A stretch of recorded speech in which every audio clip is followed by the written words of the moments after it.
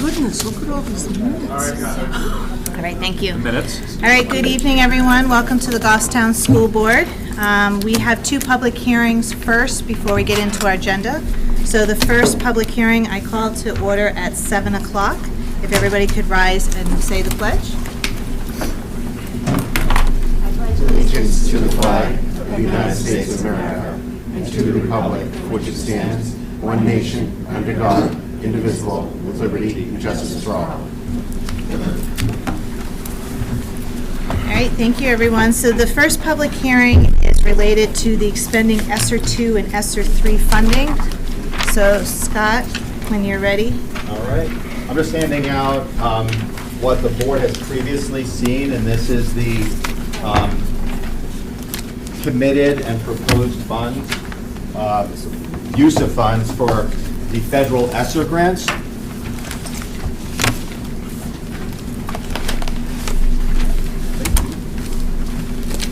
So for the public's benefit, the Goffstown School District, along with other school districts in New Hampshire and across the country, received federal funds to address COVID-19, mitigate COVID-19 impacts, and part of that was also stimulus to try to generate economic activity. So Goffstown received about $4 million in total federal monies, of which $1.1 million was Esser 2, and about 2.5, a little give or take, was Esser 3. So on the handout that you have in front of you, in green is Esser 2, and you'll see, as I mentioned just previously, about $1.1 million in funding, and the board has committed to spending $1,023,000 on a Windows project, Windows replacement project. So that is occurring at 4 of our 5 schools here in Goffstown. So at Bartlett School, it's about 60-70% of the windows there are being replaced. Maple Avenue, it's a lot more, probably closer to almost 85% of the windows. So if you see there's blocks and like these awnings, those are all going to be removed. They're going to install double hung windows with the infill, and we're hoping that we'll see better energy efficiency, and the appearance will be a whole lot nicer as well. At Mountain View Middle School, at the hilltop, where there's currently glass block, that's all going to be removed as well, and they're going to be putting in regular windows there. And they're going to be installing windows in the kitchen because there aren't any right now, so the ventilation is not very good there. And then there's a couple of other ancillary windows here and there, but Mountain View's windows, there are some that need repairs, but it's not like we need to do anything kind of wholesale. And here at the high school, it's predominantly the technology wing. So if you ever go behind the school, you'll see, they call them, I think, cow wall, Brian? Is that what it's called? Cow wall windows, I think. They're like translucent, they let light in. They're not very aesthetically pleasing, in my opinion, and again, horrific in terms of energy efficiency. So those are all going to get replaced. And then all of the interior windows that are in courtyards, those too are going to get replaced. So all told, we're going to discuss this later on tonight because the board put out a requisition for proposals, and there was a successful, or one that we're going to be recommending tonight. So that project in totality, a little over $1 million. Below that, you'll see a line for indirect costs, and this is a cost that the school district is allowed to recoup or recover for the pretty much the time and expense of managing all these grants. A lot of these I cannot tell you how much paperwork and how many steps in this grant process that it takes. There is just incredible compliance, audits involved. We have to hire, in some cases it triggers another audit, which we wouldn't ordinarily have to have. So that covers the cost of all of those administrative costs. The next one down, and this is in yellow, Esser 3, and you'll see is a little over $2.5 million there. This grant is a little bit unique in the sense that as part of the way the the law was written, it requires the school district to spend a minimum of 20% on academic or student recovery. So it has to be directly impacting students. So what you'll see in the blue color is that we have to spend at least $507,000 on items that directly impact kids. And I'm going to go through what the district has already committed to. So they committed close to $60,000 for individualized and group tutoring for this school year and next school year as well. And that is at all of our schools. We have tutoring available for students. And I think so far we've had pretty good participation in that. We'll monitor that number to see if 60,000 or close to it's going to be adequate. And if it's not, we'll bump that number up, or we'll recommend to the board to do that. But that's been, so far, it's been very successful. And not only is it tutoring, but we've also been able to put in some enrichment involved in that as well. And that has to deal with more social emotional learning for kids. Kids went a year and a half not having a whole lot of social interaction. We saw the impacts of that. So the enrichment has helped in that respect. Next, below that, we've had a dean of remediation for this past school year. That person is responsible for connecting students, parents, and guardians with the extra supports that they need over this past school year. So we've had kids who have had learning deficiencies. They might have had kids who have had issues or challenges with just getting along with others, et cetera. So this person has been a very key component in connecting students, parents, and guardians with guidance support, enrichment activities, extra tutoring, supports amongst connecting teachers, et cetera. So that's been quite helpful. The board had previously authorized an additional special education teacher at Bartlett School, and that for this current year. And the board has also currently authorized a half-time position for a guidance counselor at Mountain View Middle School. Again, that's this school year, and it'll also go into next school year. And that also deals with trying to address some of the social, emotional challenges that some of our kids have, more, greater guidance type support.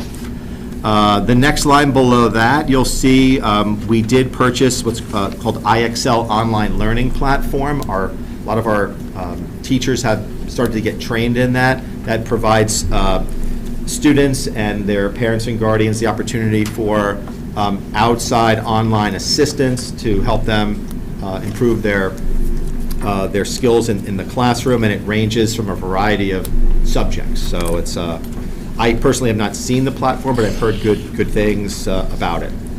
The next one in red, and red is what's tentative. This is what's being planned. So right now we are, the superintendent has a few folks looking at a new math program, new math curriculum, and we have tentatively earmarked about $400,000 for that new math program. Going back now, so everything in blue would deal with, more or less directly impact students. As you can see, we far exceed the $500,000 that we have to carry for that. We would be close to $762,000. During this past year, we funded 2 district IT positions. We did that because we had to pretty much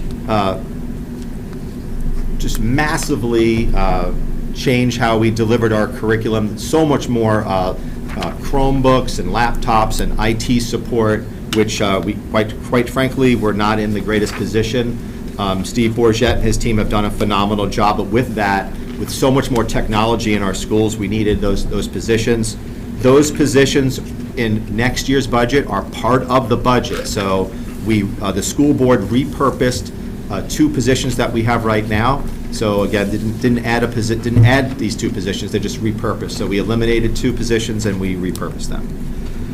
Rapid testing, you'll see in case you didn't know, we did offer rapid COVID testing at the transfer station. So I want to thank Adam Jacobs and the town of Goffstown for allowing us to do that. We work with the Goffstown Fire Department. Now we're doing that at the SAU, and it's every single day. So if folks need a rapid COVID test, they contact the nurse sends a referral over to the SAU, and we will do that rapid test. We also have other take-home tests. So I think in terms of our testing for COVID, we've done a lot there. The next two are learning management system, which is Schoology and Kaltura Video. We are, as a district, we're moving over to a learning management system. It's more or less a one-stop curriculum clearinghouse where teachers can post all of their curriculum assets. That can include videos, it can include their assignments. A lot of folks who have been through college or have kids recently been through college, a lot of universities use Blackboard, Canvas. Schoology is a platform that is, we feel, is most conducive for kindergarten through 12th grade. But it's also, you might have heard of Google Classroom. There's a lot of different, I guess, vendors that are out there that do this, but we feel that this is going to be revolutionary in terms of how we deliver education to our students and to keep both students and parents engaged and well-informed. The next several of these are being proposed. So one of the things that we know that we've had to deal with is mental health. So over the course of this last year and a half, 2 years, we know that there's a need for that. That's why we increased our guidance times. But we are investigating how best to allocate this $100,000 for mental health supports. And that's something that the superintendent and the administration they have some ideas, but the school board will be hearing more about that over the next couple of months. Mountain View Middle School bus turnaround.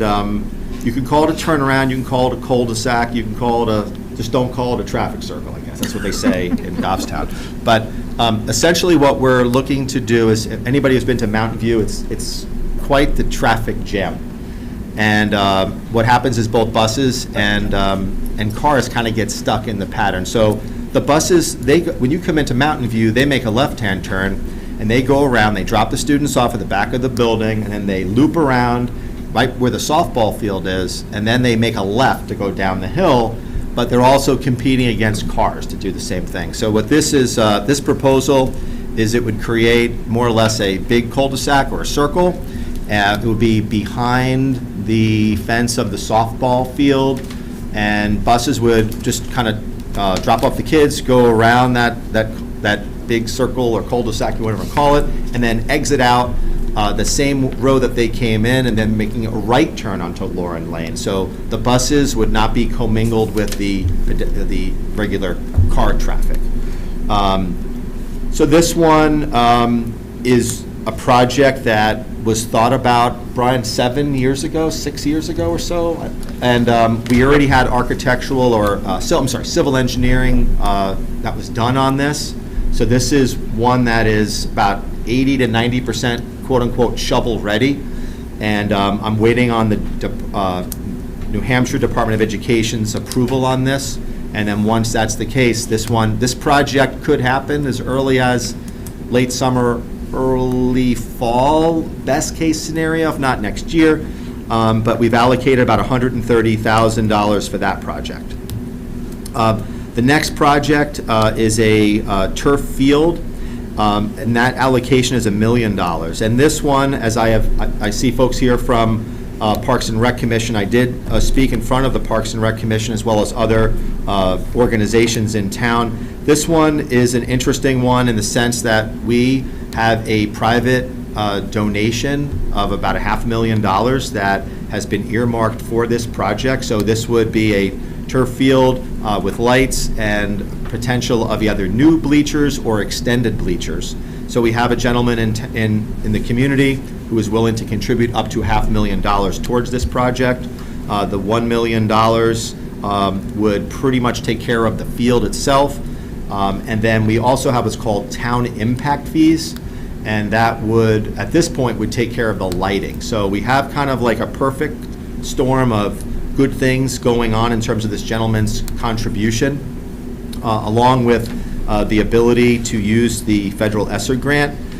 This one I did go to the Department of Education on, and they did give us conceptual plan approval, so this is an allowable use of funds.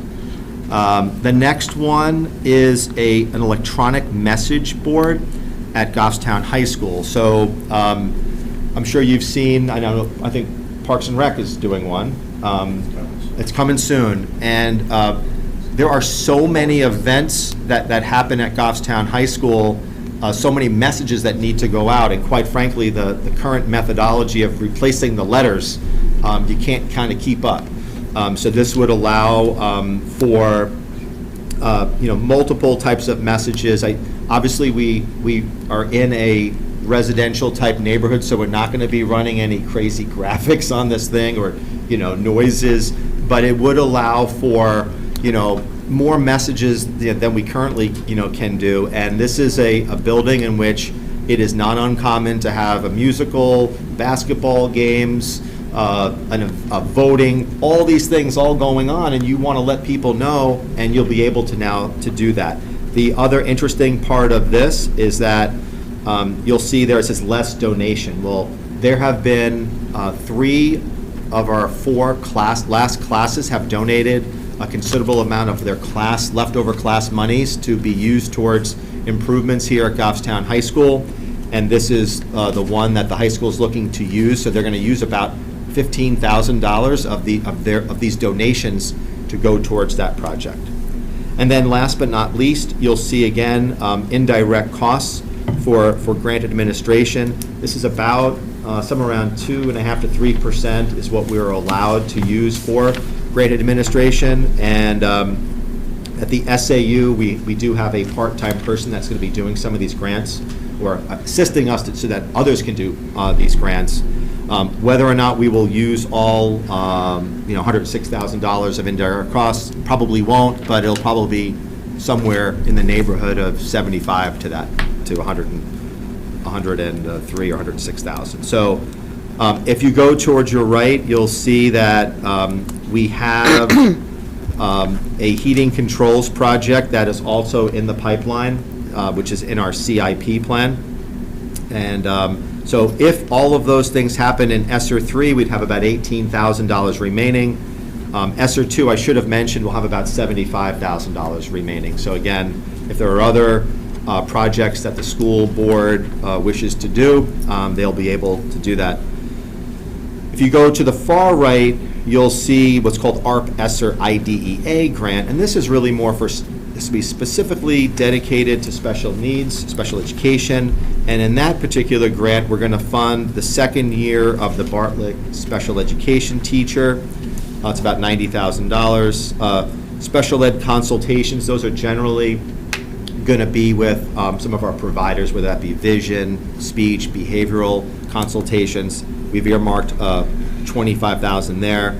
We're looking at $6,000 in iPads, $5,000 for professional development workshops, and then $12,000 in stipends, and that would be largely for teachers, again, to do one-on-one group type tutoring for special education students. And again, you'll see that will occupy the vast majority of those ARP Esser IDEA funds. So overall, I know the school board has heard this now 3 or 4 times. We do this every 6 months or so. The requirement says that we have to do this, have a public hearing every 6 months until September 2024. And so, but what I wanted to share with the community is that I think that the school board and the administration have done a fairly good job of trying to balance out different needs in terms of whether that be mental health, whether that be teachers, whether that be replacement of capital assets, and things that hopefully will have a very positive impact on the students and our community in the years to come. So that's the spiel. Thank you, Scott. Does any board members have questions for Scott or comments before I open the public comment? No? Okay. All right, so at this time, I will open the public comment on the Esser 2 and Esser 3, if there's anybody that would like to speak to this. No? Okay, I will close public comment. So now the next is we need a motion to approve. Hold on a second. I think that Yes. some of them do want it. Do you want to speak? Which one is the sports field? It would be Esser 3. Esser 3. Yeah. So that's this one. So come up to the mic and state your name and address for the record. Rick Wilhelmi, 32 Range Road, Goffstown, Parks and Recreation Director for the town. I would like to speak on behalf of supporting the turf field concept. This community is long overdue for that type of a stadium. You look at our folks that we're playing against, the other communities, everywhere you go, there's some very top-notch facilities. And we in this school district have some pretty top-notch programs that we should all really be proud of. These kids work hard, coaches work hard, everybody work hard, the teachers, the whole administration, and just bringing community together. And I think that type of atmosphere really is supportive in bringing community together.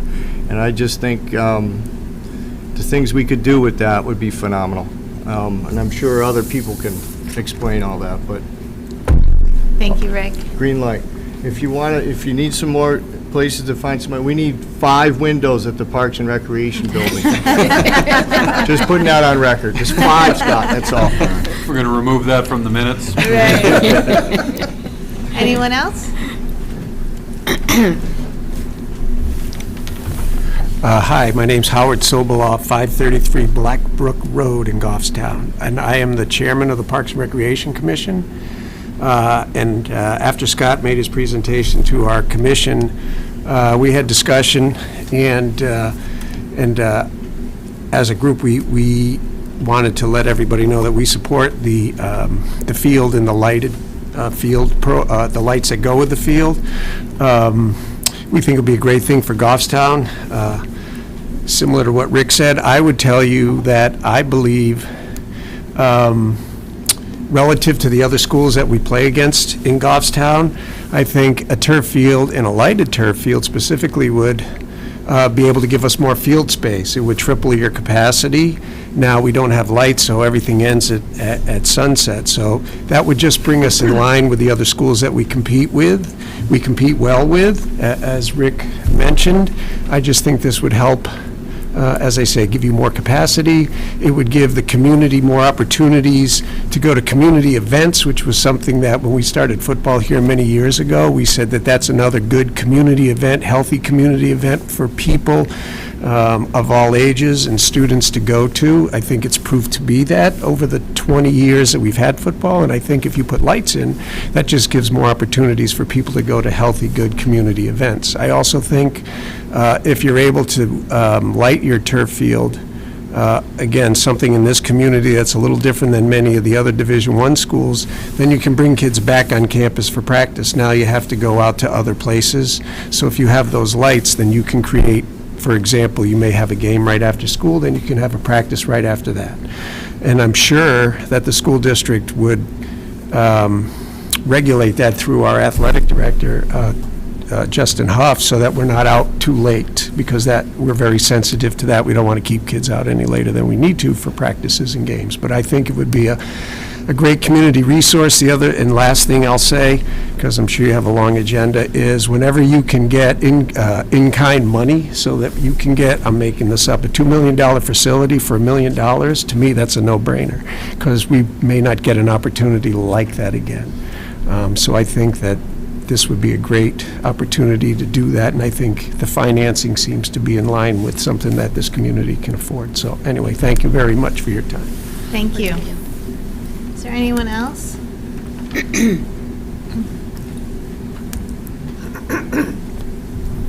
Hello. Good evening. My name is Joe Strickland, live at 593 Bedford Road in New Boston, New Hampshire.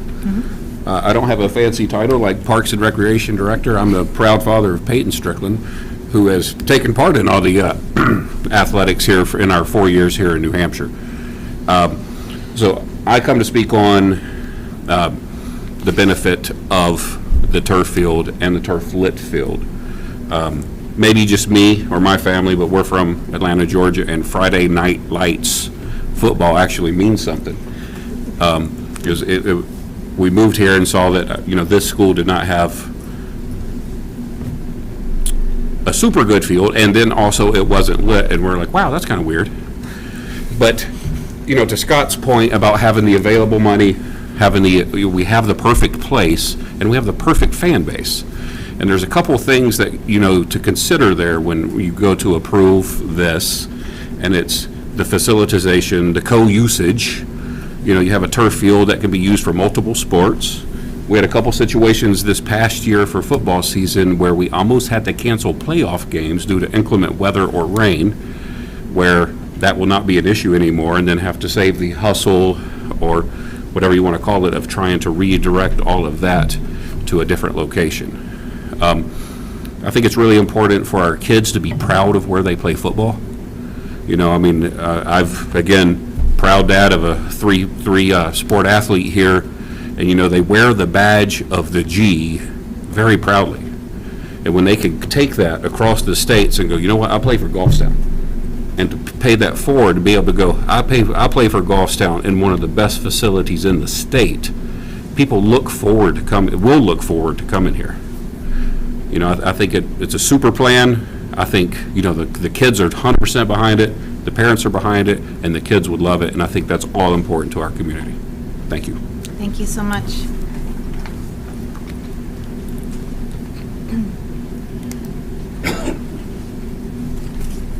Hello. Hi, I'm Elizabeth DeBrule.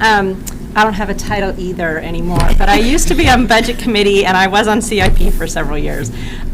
So I love the field, but the thing that I really love about this proposal is the balance. And as a former budget committee member, I really like the fact that we're taking care of student services, we're investing in technology, we're addressing pulling some things off of CIP. I know from my experience on CIP, these types of projects always end up on the cutting block because it's not a crisis. CIP ends up coming down to, we have to fix this right now or we're going to have a major problem. These kind of projects are really important, and especially the traffic circle. Anybody who's been up at Mountain View, oh my God, it's amazing we have not had an accident up there. It's a mess. And the windows as well, that goes to efficiency. It's ultimately going to save on our operating costs. So I think it's a great proposal, and I really like the way it's hit so many of those important markers. Thank you. Flip a coin. Hi, I'm Jane Stekowicz, and I live at 18 Horizon Drive in Goffstown. And like you, I do like the idea that there's a good variety of proposals on this. But I do want to, I'm the vice chair of the Parks and Rec, I do have a title. But I'm also a parent of kids that went through the school system here, and I think what I liked about the athletic programs at the school is that it provides a support for people. We're getting guidance counselors, we're getting a lot of new things in the school with that money, but also I feel that athletics does provide that moral support for kids, and it provides an outlet for kids that need the support, that need the guidance, that need a place to go. And if we can extend that availability on the school property, I think it's just a great morale booster for everybody. Thank you. Thank you. Hello. Hi, Jessica Brown, 95 Margaret Street, Portsmouth, New Hampshire. I currently teach math here as well as a field hockey coach, or am the field hockey coach. I was recently wearing a Goffstown sweatshirt as I was walking downtown, and there were two older gentlemen who approached me. The first guy points to my sweatshirt and says, "They're a good baseball town." The second guy quickly corrects him by saying, "They're a good sports town." And then he pauses for a second and is like, "But good music program too, right?" Not to be outdone, now the first guy comes back and he's like, "They're just a good school. They're a good school." And then the two men walk away. As randomly as this conversation started, it was over. I was never able to tell them that I agree. We're a great school, a great district, and a great community. I don't believe this just happens. There are so many people working their magic behind the scenes on a daily basis. No doubt these things will continue to happen regardless of a turf field being built. But a turf field will elevate the experiences and opportunities we are able to offer our student athletes of all ages. It will enhance how we coach. It will enhance how our athletes play. It will be invaluable for our college-bound athletes. It will be invaluable for the competitiveness across the state. and I truly believe it will be invaluable for us as a community. Thank you so much.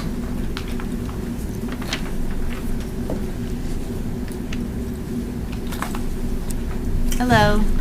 Hi there. My name is Brad Parkhurst. I live at 81 South Mass Street, Goffstown, New Hampshire.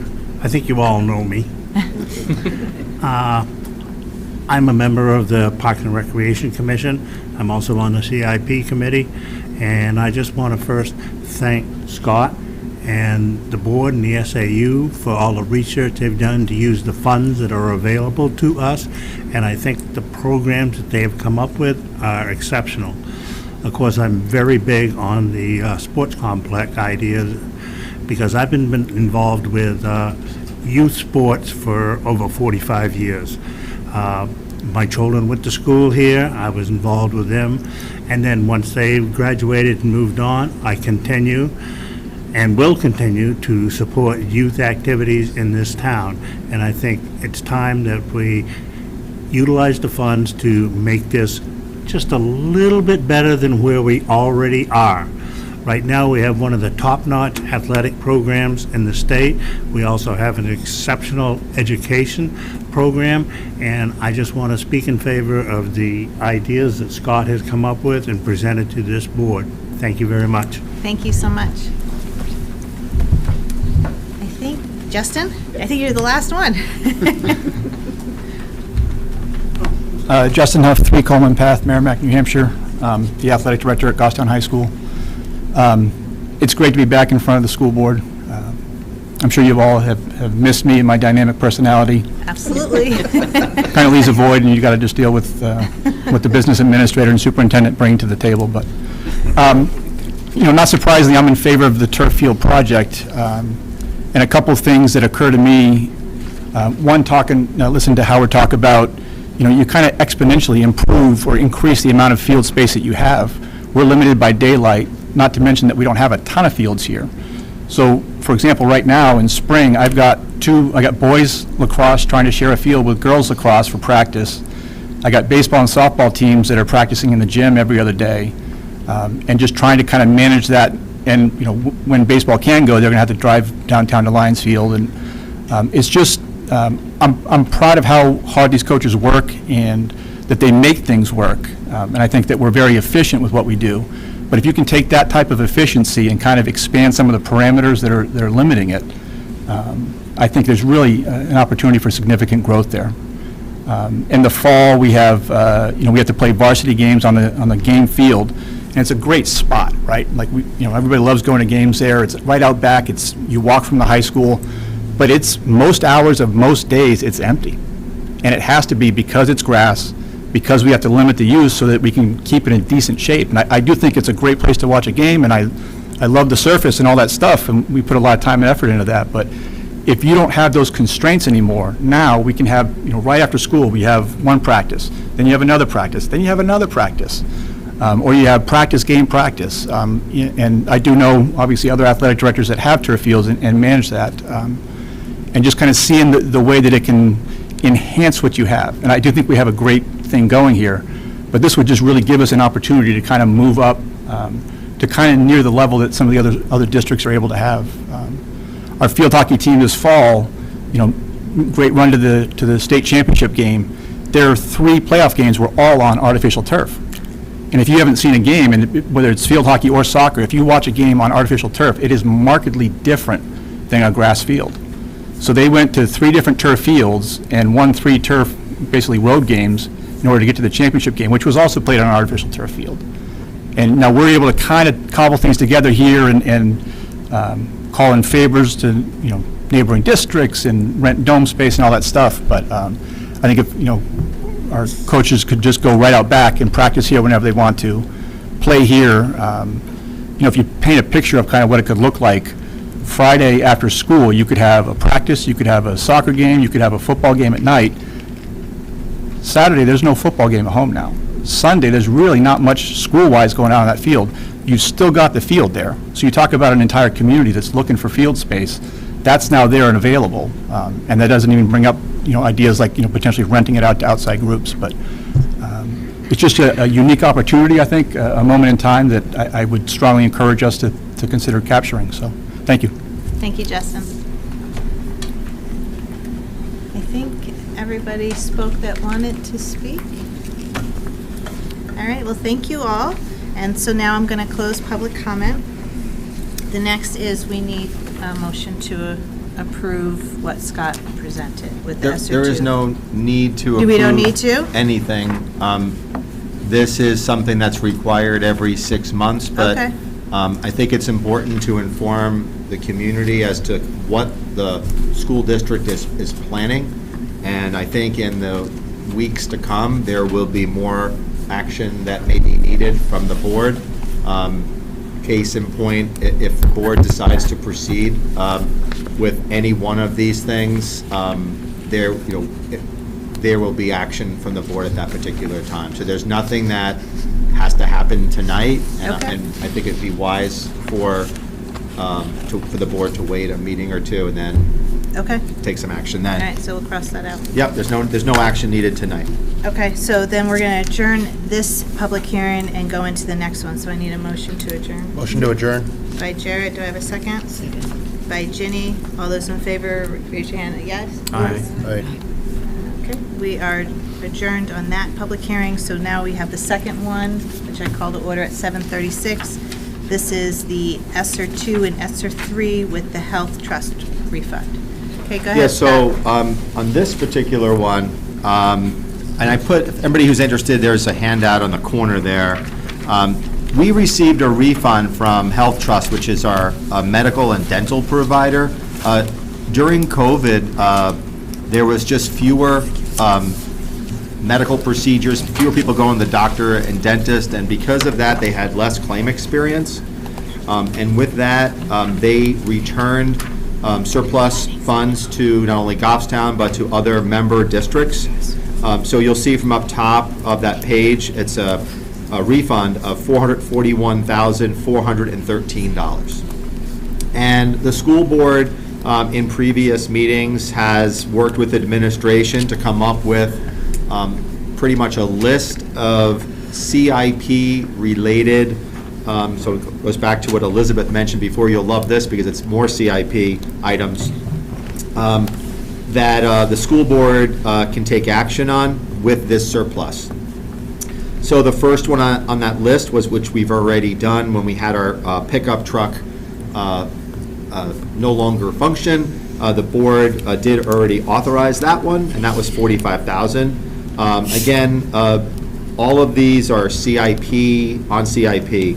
Bartlett Media computer lab replacement for $35,000. Maple Avenue playground equipment replacement. That includes the removal of the existing structure. Again, that's been estimated at $35,000. Glen Lake door frame replacements. That includes alarm work because those frames have alarm sensors on them. And the good news here is that the entire project is $28,000. That's about half what we thought it was going to be. So originally, we thought about this as a two-phase project, but the vendor believes that they can do all of that this summer. The Goffstown High School drainage, this was behind the school, behind the metal shop. I'm still waiting to get a revised quote from Randy Loring, our facilities director, but we've earmarked that at $35,000. Seal coating and line striping at our schools, that RFP went out about 2 weeks ago. I believe it's going to come due next week, and we have earmarked $80,000 for that.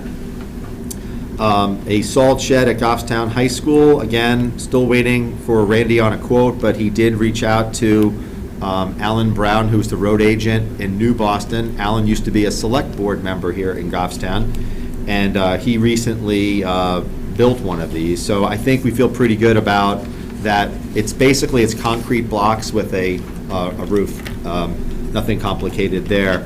Reason for that, and I know Randy had mentioned it, is there are a lot of times where we have to salt and sand, at 5 o'clock, 6 o'clock in the morning, and we don't always have that ability because the DPW is not open. They don't have somebody who's operating the heavy equipment that can put the sand and then the salt that's there into our trucks.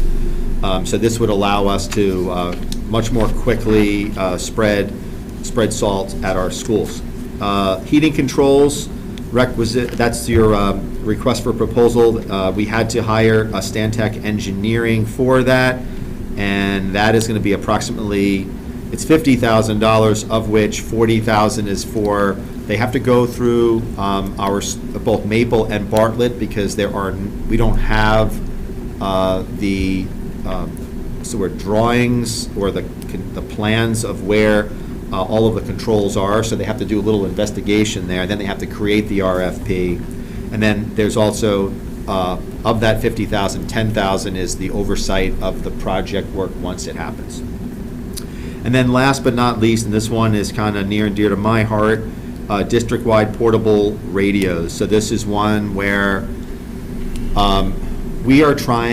we want to replace our radio system in our schools. Right now, we've got problems whereby, due to the cinder block and the cement, we can't always use radios in some of the buildings. And this plan would put repeaters in all of our buildings except for Glen Lake, which is not big enough to require repeaters. But this one is also interesting lately because the town of Goffstown also got a $2 million ARPA grant. And what they're doing is they're spending that $2 million on replacing their entire communication system in the town of Goffstown. That requires putting up new towers, all new equipment, and Randy Loring is working with the town to piggyback off of their project, meaning that we would essentially be part of the town system. Each school would have its own channel. In the event of an emergency, both first responders, police, fire, DPW, and schools could all switch to emergency channels. There would be special radios for administrators. So it's a much more robust system, and Randy is waiting on that final price tag. So we know that $55,000 will take care of if we were to do it on our own. And what we don't know is what is the cost. Will the cost be less or more if we go with the town's project? And we'll know that probably by June. So all that said and done, that's about $388,000 for those projects, which would leave about $53,000 left over. Below are some of the other items in CIP. We have a tractor that is that's scheduled for replacement next year, as well as redoing the locker room floors at Mountain View Middle School, painting the hallways at Mountain View, and replacing the cafeteria tables.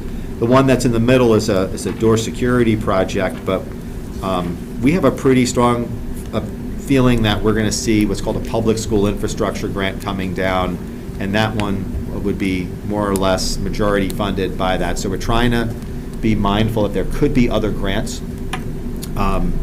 So with that, what I would need from the board is I put down a motion to pretty much accept this and then allow administration to expend from that. And again, whether that is tonight or whether that is a meeting from now, that's fine too, but at least the ability to just accept it. But I think in our meeting for admin finance, I think I put a motion on the piece of paper. Yeah, there's a motion on the bottom, but before we do that, is there any questions or comments for Scott on this? Go ahead, Brian. Can I just clarify, Scott, when we look at line number 8, Yeah. this is just for the creation of the work to be done. Right, This not- is not not the the project project. itself. Right. Right, So so- I do want to be clear, this does not fix the heating controls at Bartlett or Maple. This is the preliminary work to go into the design, to look at the engineering. It's not the project itself. Right, and we use a placeholder on that prior sheet that I gave you for Esser. We put in $160,000, so, you're looking at a $200,000 project, and, I think Jared has mentioned this numerous times. I'm not even sure this is a good time, or maybe Brian, it's a tough environment on some projects. I think we need to kind of wait and see what would this kind of cost us. Because right now, we think that's what it is, but we've been unfortunately surprised at how much things have gone up. Anyone else for Scott? Before I do, I want to open up to public comment on these health trusts. We still have public comment? Yeah, I'm opening it up right now on Okay, this thank you very part. much. So if you want to come up, say your name again, please. Yeah, once again, my name is Brad Parkhurst. I'm taking my Parks and Rec hat off, and I'm putting on my CIP hat. And I just want some clarification, Scott, and I'm pretty sure I understand. What I see here in red, these are going to be covered by grants? Yeah, it was, essentially what happened was that we pay, we budget for a certain amount for our health and dental insurance. And not only do we pay, the district pays, but employees also pay. So let's say that, so we collected all of this money, and employees paid in for health insurance and for dental, and then there was too much money that was collected because during COVID, people didn't go to the doctor as much. So in essence, you could say that both the district and individual employees overpaid, so there was a surplus.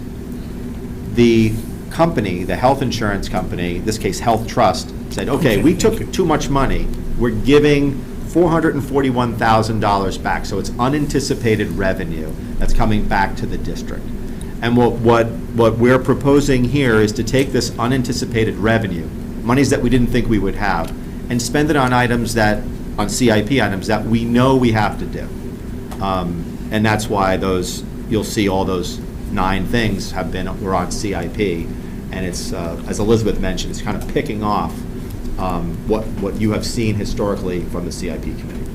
All right, thank you very much for the clarification. So what we're looking at in the lower box down there, these are items that probably might appear on the CIP request. Correct. So if the board takes action on these items in red, they would then essentially be removed from the CIP that would be submitted this summer because they're already done. Okay? The ones in black, I just gave them those because they have not, this $53,000 that's still available per se. They may say, hey, you know what, I don't want to do one of these things in red and I want to swap it out for something that's below. I wanted to give the board options. All right, I want to thank you very much for clarification. I just wanted to better understand. Absolutely. Because obviously I'm going to be looking at it while I'm on CIP. And as you know, I'm kind of involved in the community. Yeah, no, that's wonderful. Thank you very much. Thank you.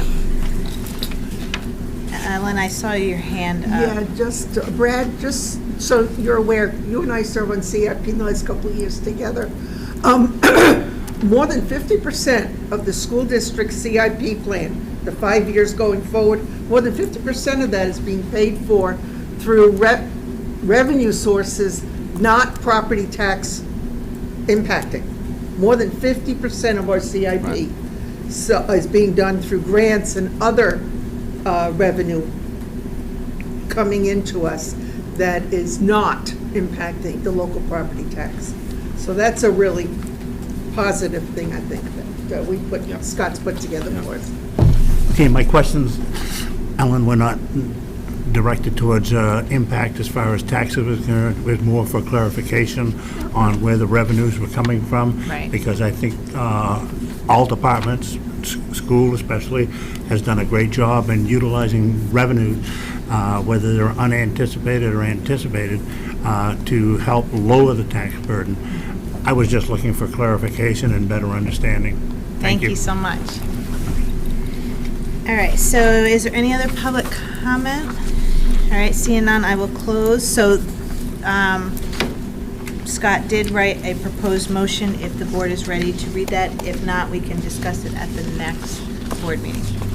Is that the motion on the bottom of the Yes. page having to do with the health trust refund? Yes, because that's what this hearing is for. And we do need to do that, Scott, that's why It's preferred, yeah. Because there's a couple of things like the seal coating and that one we have an RFP out on, so. Okay.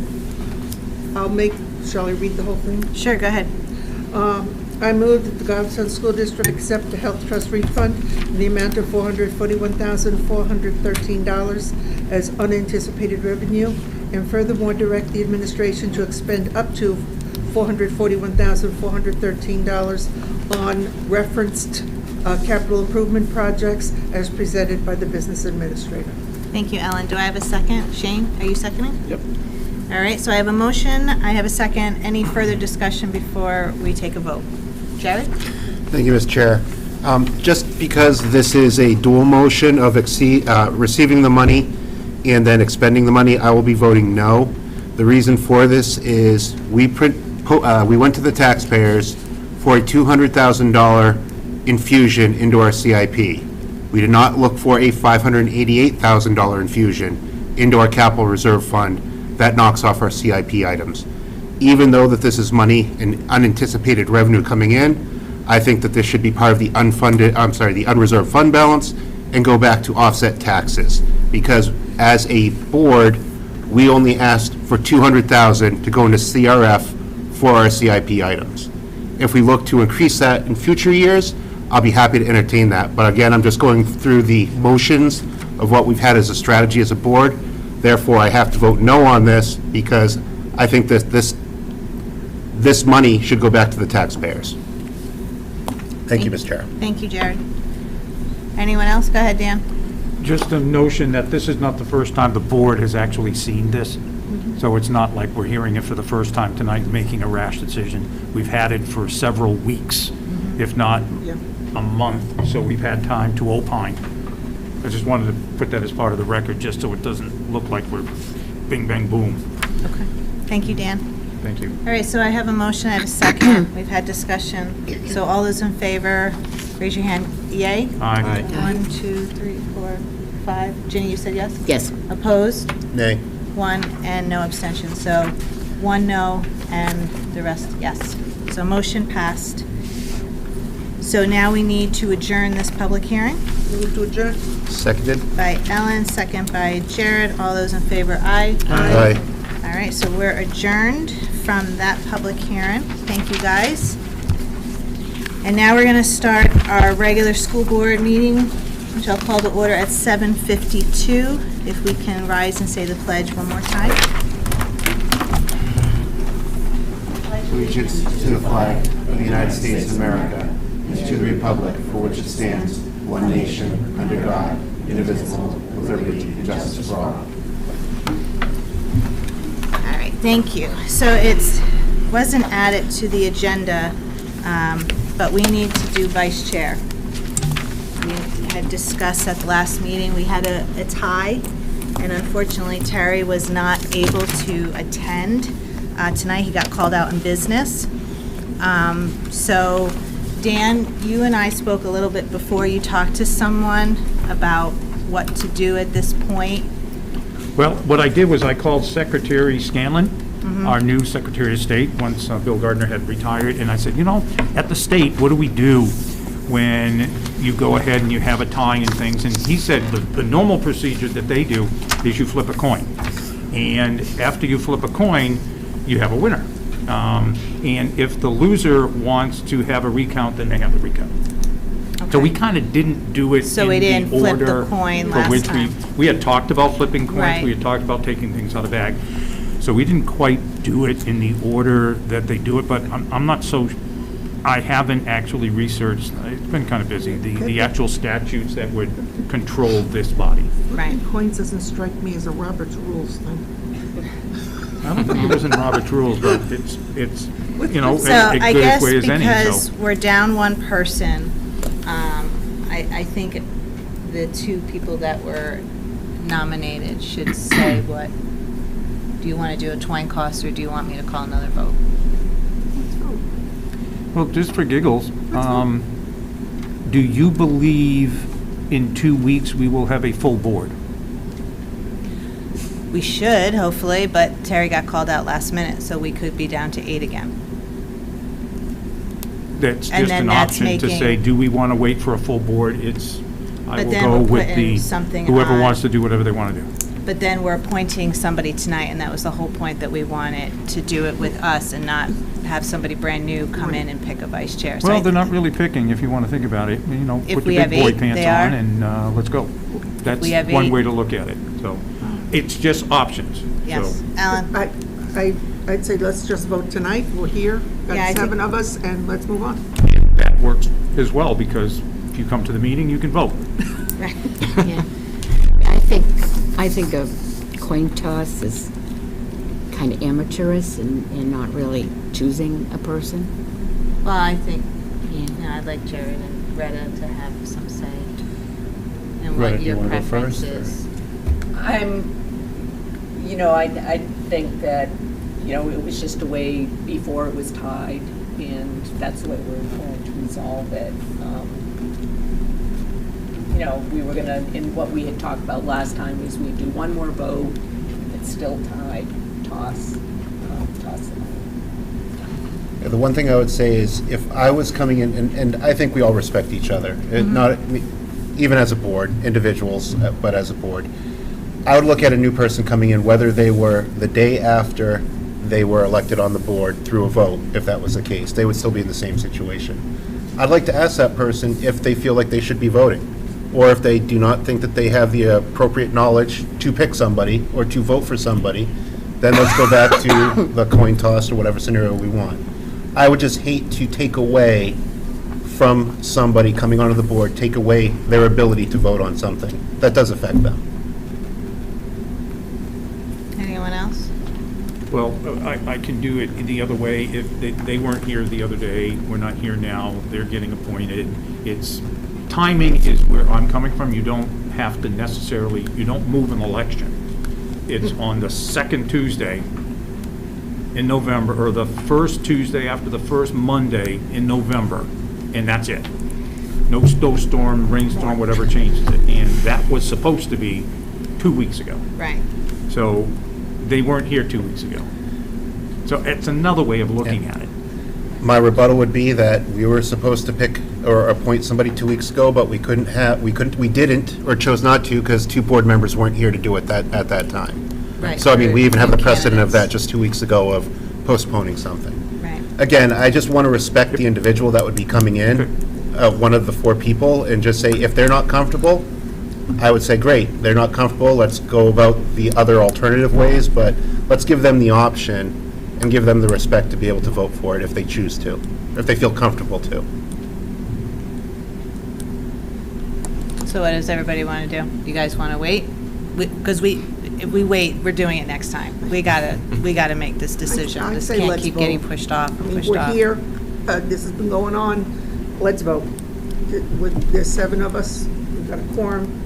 Won't be a tie unless somebody doesn't vote. Changes. Right. And let's just get ourselves done and move forward. That's, It would be a possibility of a tie. I know. Then we'll That's do the a way it would time actually toss. be. Shane, do you have an opinion? I kind of just want to get this behind us, so I'm fine with Move on. having the vote tonight. I'll concur. So- Let's vote. Majority Let's vote. says to vote. All right, so the 2 nominations were for Retta and Jared. So I will ask for a vote for Retta as vice chair. So all in favor, yes, for Retta? Well, actually, you raise your hand. Raise your hand, And that yes. would be a vote. Yes. So, Have you back. so who's in favor of Retta? Raise your hand. 1, 2, 3, Congratulations, 4. Retta. Okay, and then Jared. Okay, so Retta is the vice chair. All right, thank you, everybody. Okay, correspondence. Brian? One thing this evening that we wanted to share, and I wanted to ask the board a follow-up. So we received some information from Krista Scarlett, who is one of our wonderful teachers here at the high school, who oversees our FBLA, which is the Future Business Leaders of America. And she had sent me a very long list of all the students who won state-level awards at the last state-level competition. It was too many names to even read to you. So I wanted to ask, in addition, she missed one. So in addition to all the names she already sent me, and I thought that the board would appreciate this, our team won for something that they called FinLit 300, Financial Literacy, and this was a first-place competition to advanced financial literacy in the state of New Hampshire through an educational tournament, which will empower high school students to apply classroom-based financial education in the context of knowledge and skills. The topics will be based on personal finance education. And they won first place for this project to create a financial literacy class that focuses on spending and saving, credit and debits, employment, home, investing, risk management, insurance, financial decision-making. It's pretty impressive. But this was one small thing, and I wanted to ask if the board, if we could find time, would you like to hear a brief presentation from the FBLA for them to come tell you about all the amazing stuff they They won? used to. We had them come a couple different times. We Yeah, haven't. that would I be think this great. competition had gotten canceled over COVID at some point over the last couple of years. So this is one small piece, but holy cow, when you hear the whole list of how many kids that we had that went to this state level competition and won, it had to have been 25 plus names. It was unbelievable. So I wanted to ask The if, readouts of what they did to get the prizes. were pretty impressive. They were. They Yeah. really were. They were pretty impressive. So I wanted to ask, in addition to just sharing that one piece that they won for this financial literacy class that they developed, would you like me to have them come do a very short presentation at a future board meeting? I thought that you might appreciate Absolutely. seeing the Everybody? kids and hearing I from. see nodding of head, looks like Okay. majority says yes. so Will do. We're on it. Set that up at some point. Any other correspondence? That's it. Okay. Thank you. Accommodations, good news. So Caleb just sent me an email that he was unable to come tonight due to schoolwork.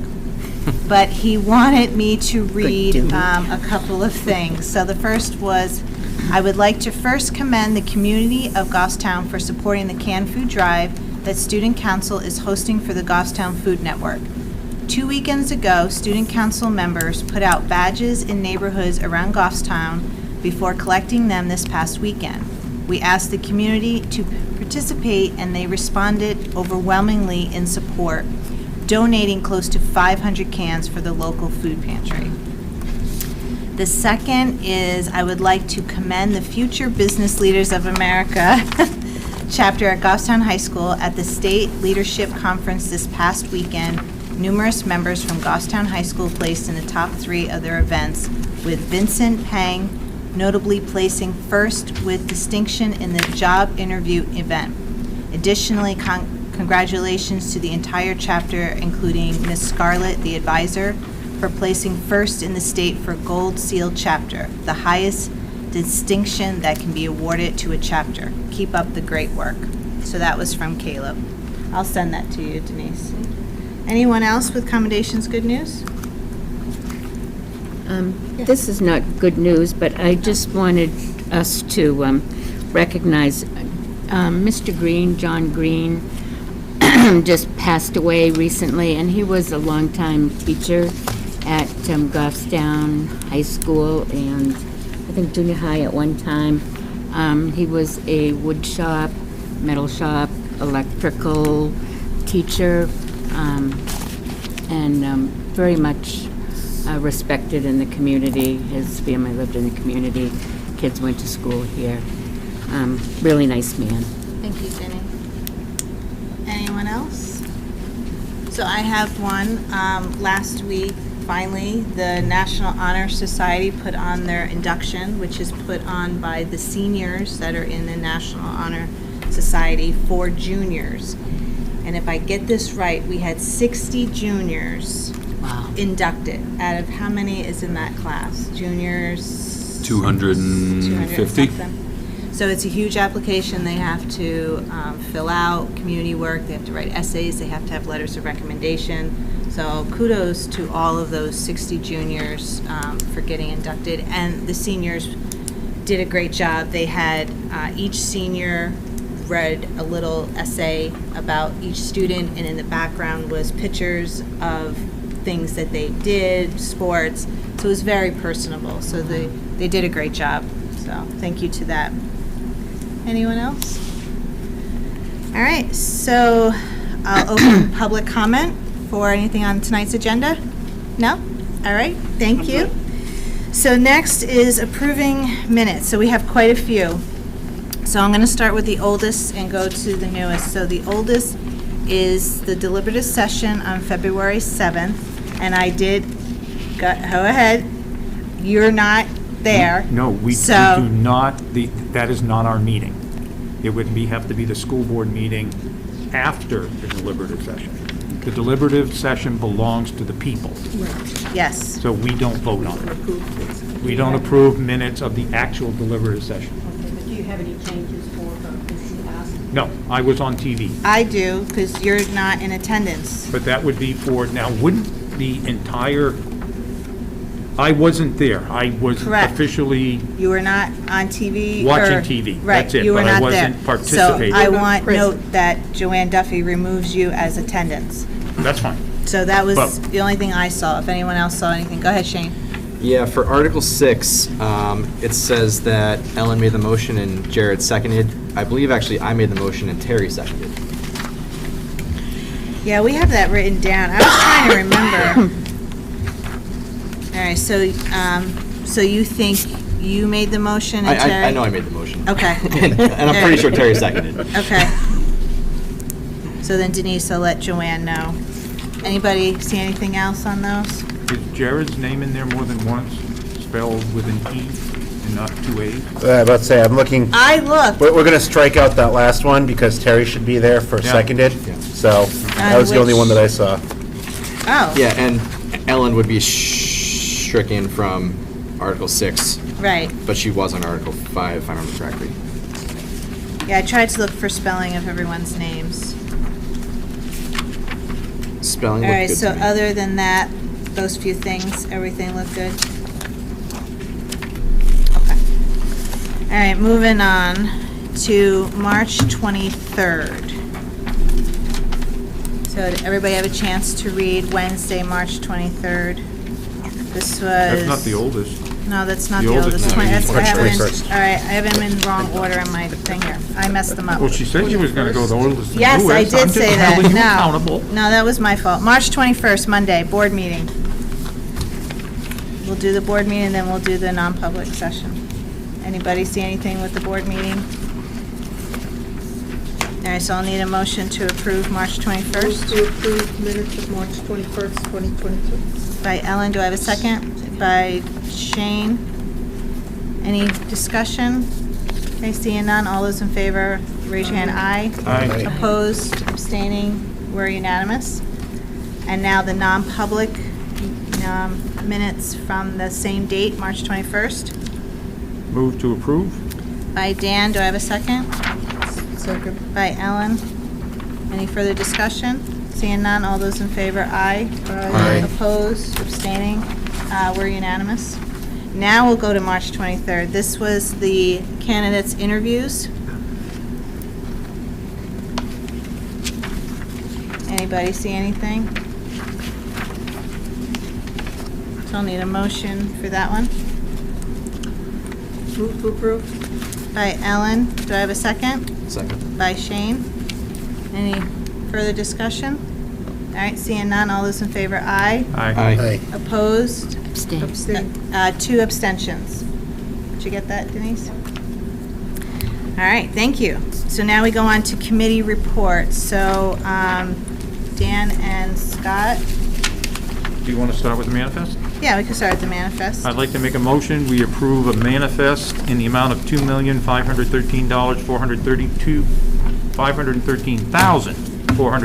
$2,513,432.33. Thank you, Dan. Do I have a second? Second. By Jared, was that, oh, Ellen?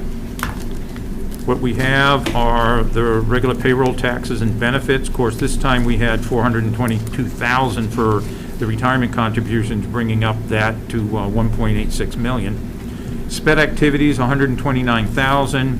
Nothing out of the ordinary. We have some regular transportation for them, but $95,000. It's not inexpensive. General expenses, the Goffstown Truck Center for February and March, 2 months, about $250,000. We got propane, we've got electricity. The architect for the Esser grant for the Windows project was about $24,640. We bought some lumber for the woodshop classes. Some of it came from a grant, a little over $7,000. HVAC filters. We bought, we were talking about the cameras replacement and making sure we got a good system. $5,900, other school supplies, sports field paint, water treatment supplies, and other, somewhere around $15,600. And that's the big stuff. We had food that we bought, 32,000. That's pretty well-rounded. Trying to go quicker. Anybody have any questions for Dan or Scott? There was chocolate milk in some of that, by the way. There was. I'm sure there was. All right, so we have a motion, we have a Had to. second. If there's no other discussion, all those in favor of approving the manifest, say aye. Aye. Opposed, abstaining, we're unanimous. That's what I have, and Scott has a couple of other things I right, Yeah, just Scott.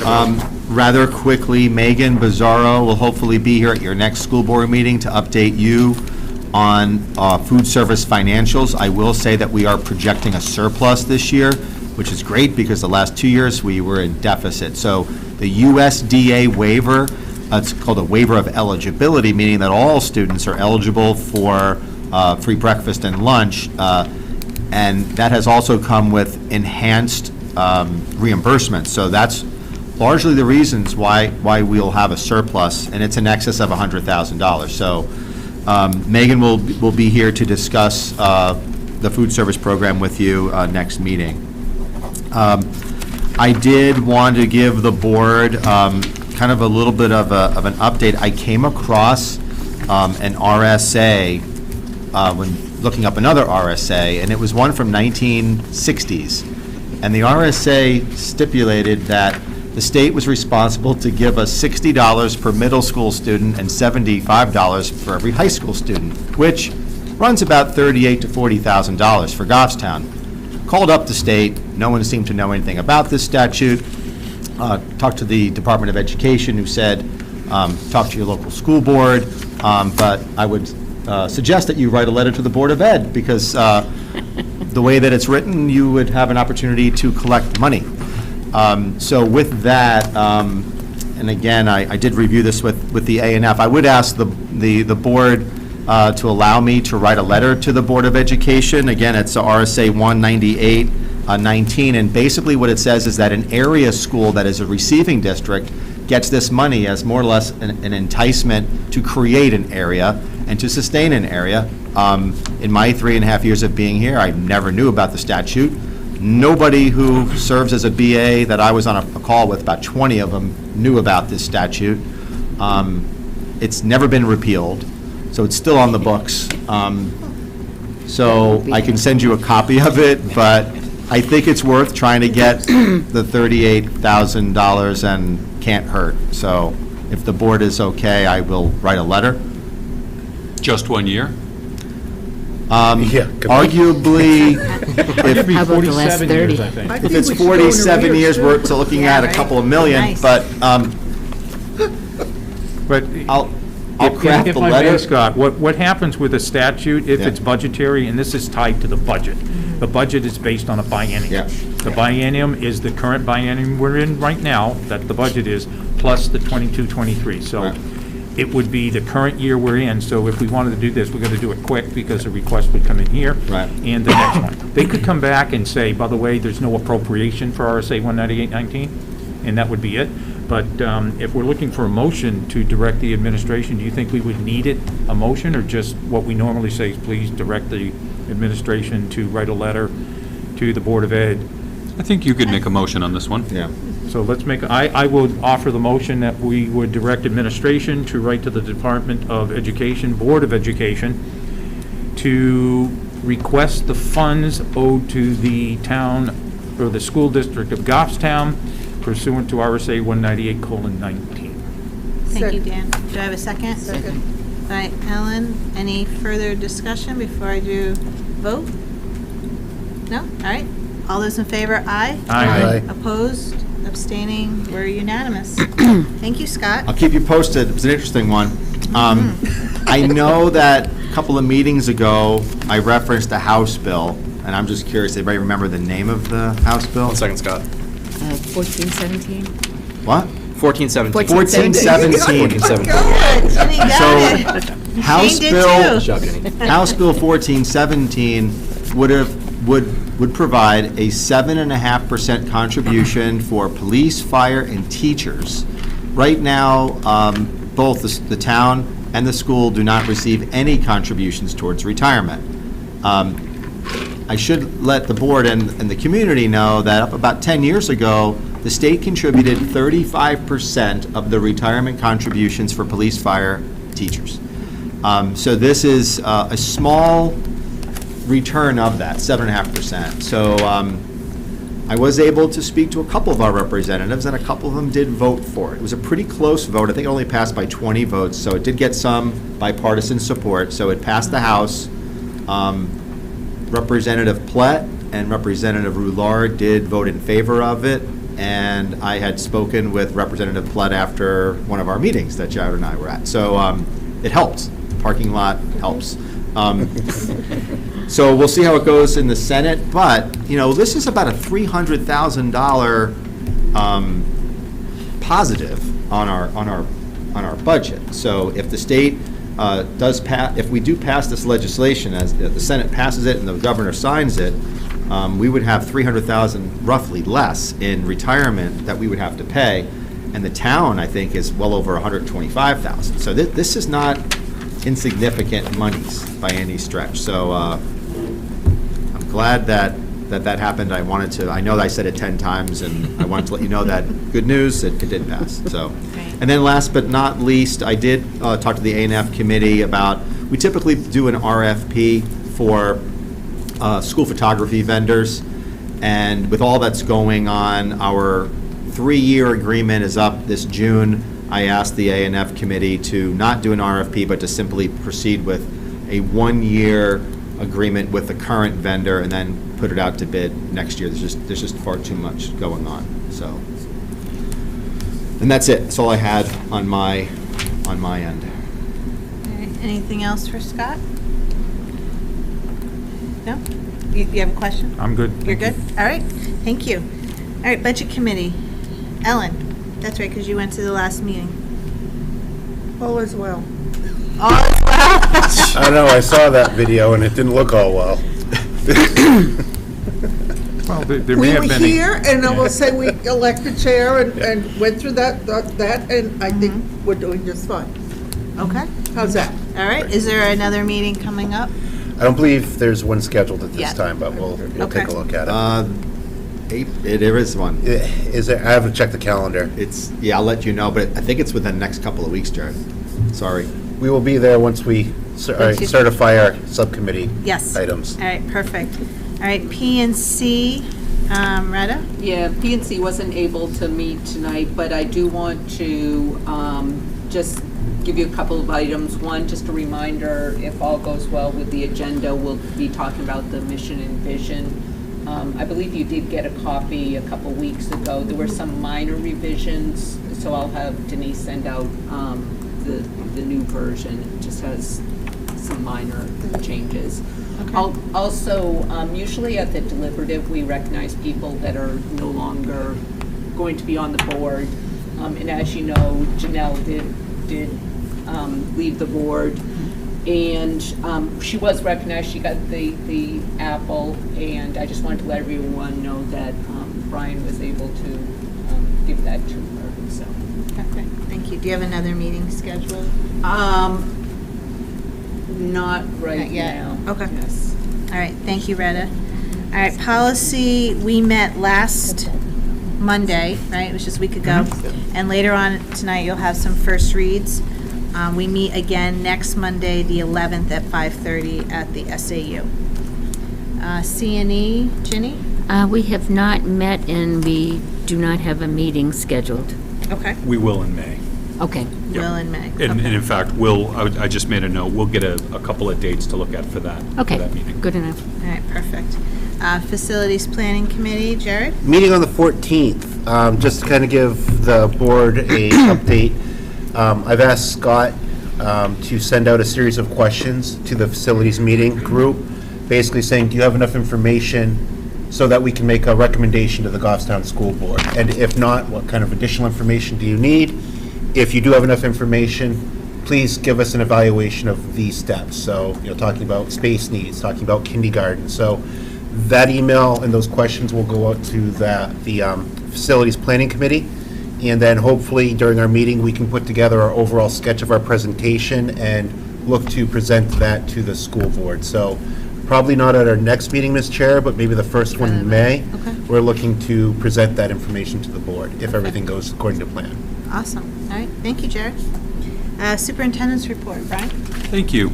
I wanted to let the board know that we applied for what are called ECF funds, which is Emergency Connectivity Fund, and we were able to apply for and were approved for up to $400 per teacher for our laptop project. This is something we've been doing for many years. We were able to procure those funds, and we'll have a recommendation for that moving forward in the next couple of meetings.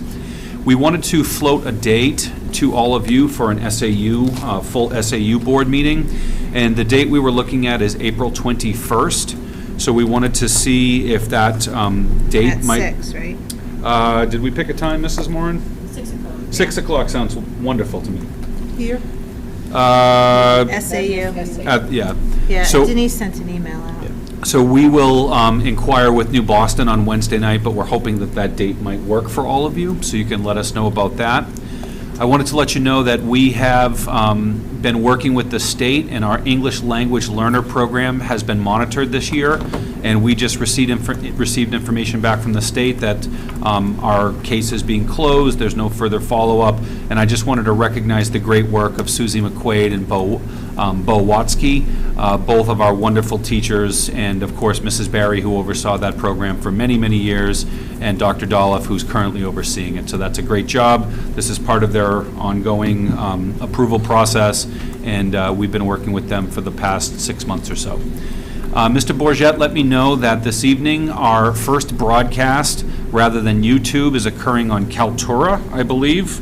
That might be something that the viewer has not noticed, but our entire catalog is being moved to Kaltura. This is a platform that has no commercials, there's no solicitations of any kind, and you can control the content. There aren't comments and some of those kinds of things. So for educational purposes, we are encouraging teachers to not use YouTube and to use the Kaltura platform, because it's a little easier to control some of those pieces. So I just received the grant assurances. We do this every year, so we're going to need Mrs. Trapaz's signature as the board chair along with mine. So we'll get those to you. I see it right here. Mrs. Moran already made you a copy. I just got those today, so I have not had the chance to review them yet, but I will. When the board chooses a new school board member, I wanted to let you know that we will offer a new board orientation for that person. This is something that we put in place for this year because we had 2 new school board members in New Boston. We'd been wanting to do this during the pandemic, and this year we got it done. So when we have a new board member, hopefully later this evening, we will offer that same process to our new board member. You should have received an invite from us that we're holding an SAU-wide staff meeting on May 4th with a rain date of May 5th. I have invited all of you. I thought it might be really nice for board members if your schedule allowed. And spoiler alert, it is Teacher Appreciation Week. So it's the perfect time for school board members to come, to mingle with teachers, to thank teachers. Mr. Gross might be working on ice cream and a few other little surprises, but I wanted to make sure that everybody got that invite, and I hope that you'll be able to... Did everybody get that? Yeah. Got it today. Yeah, I got it yesterday. Okay. That's What time? 3:30. 3:30 to 4:30? 3:30 to 4:30. May So 4th. it's a little earlier than obviously your normal schedule, so I can understand if your work conflict, you might have a conflict, but I thought we would ask and The hope you... field. The field. Jared, you're going to take people over in your buggy, right? Yeah, it's if you give me a parking spot for it. Side by side. I'll just drive whoever up, right up, and be good times. Put you in there with all the ice cream so you can dish it out to people. There we go. Just a few other things. We have a couple of early entrance to first grade requests, and I wanted to let the board know that you will be hearing those requests by policy on April 18th. So I think originally we had 3, and I think 1 withdrew. So we're still down to 2 of those requests. So we will be hearing those on April 18th. FBLA I already talked about. I wanted to let the board know that on our calendar, we have a meeting the week before April vacation, and then we have a meeting the following day after April vacation. At this point in time, we're not anticipating that there will be enough agenda items. It's possible that Mr. Gross might have some financial things he may need to do, but at this point, I just wanted to let you know that a May 2nd meeting may not be needed. The only other thing that we were checking on is the board has 2 scholarships that you approve each year. One is the Mildred Stark Scholarship, and the other is the Doris Bailey Scholarship. And scholarship night is in early June, so I've reached out to Mrs. Lewis, and I'm thinking that our delaying would not impact that, but I want to make sure. And then my last piece, I have a handout that I'd like to share with you, and this is at the request of Mrs. McGrath. And what I have here for you, Dan, if you could just share. Scott, you already have this, I believe. Oh, I'm sorry. Yeah, I'm sorry. Writing down So all the dates. what we have here is, Kate is asking for the board's approval to make a few minor changes in flexible spending accounts. So just to provide a little bit of context, and Mr. Gross, please feel free to share and help me with this. Right now, of our different groups, the new teacher contract that the Goffstown voters just approved increased the amount that teachers can save through their flexible spending accounts to the IRS maximum amount, which currently is $2,850. And we put the language in the contract of whatever the IRS maximum amount is, because that obviously changes and fluctuates over time, and you don't want to have to adjust the language in your contract based on that. Support staff, we will plan to negotiate in the fall for FY23 with them. Their current maximum limit for the flexible spending account is $1,000. So much like we negotiated with the teachers, we would plan to negotiate with the support staff. The other groups that are on this memo, which is administrators, directors, supervisors, SSS, which is student support specialists, and technicians, which are your IT people, all of those limits currently are either $1,000 or $2,500. And Mrs. McGrath is recommending that we adopt the IRS maximum, which again, for this year happens to be $2,850. She goes on to provide a little bit of, there is a little bit of risk associated with this, so that if somebody leaves their job without completing the year, there could be some lost wages. That has not been our experience. So if you take a look at the bottom chart on the right-hand side, you'll see that on average, we have about a $4,500 surplus at the end of the year, and we have not experienced kind of that negative delinquency account for this. And I think that a lot of, as Kate says here, a lot of this has to do with people being on a school year contract. So people don't tend to leave mid-year, and if they do, this hasn't been something that we've experienced. But because this impacts some other benefit addendum information that will go out, we are asking if the board would be in agreement for the non-unionized employees to increase to the current IRS maximum for the flexible spending accounts. I'll make that motion. I'll second that motion. All right, so Ellen, motion, Jared, second. Any questions, discussion? Just, Okay. Oh, go ahead, Dan. just a clarification, the motion is for the non-bargaining units. Correct. Thank you. All right. Everybody good? All right, I'll take a vote. All those in favor, aye. Aye. Aye. Opposed, abstaining, we're unanimous. Thank you, Brian. Thank you, and that was all I had. All right, I do have a question for the superintendent. go ahead. There is some news that has been in for a city that's west of us. There's some, you know what I'm talking about, in Keene, there's been some unrest going on. And I know this body has provided policies and student handbooks to take care of that in Goffstown High School, right? I'm just looking for your assurance that we are going to implement and make sure those handbooks are followed so that we don't get into that situation. Yeah, I'm actually not entirely familiar. The only thing I've seen about this, Dan, is what I read in the newspaper. So I have not spoken with the superintendent in Keene. I don't know the full extent of the situation and the story.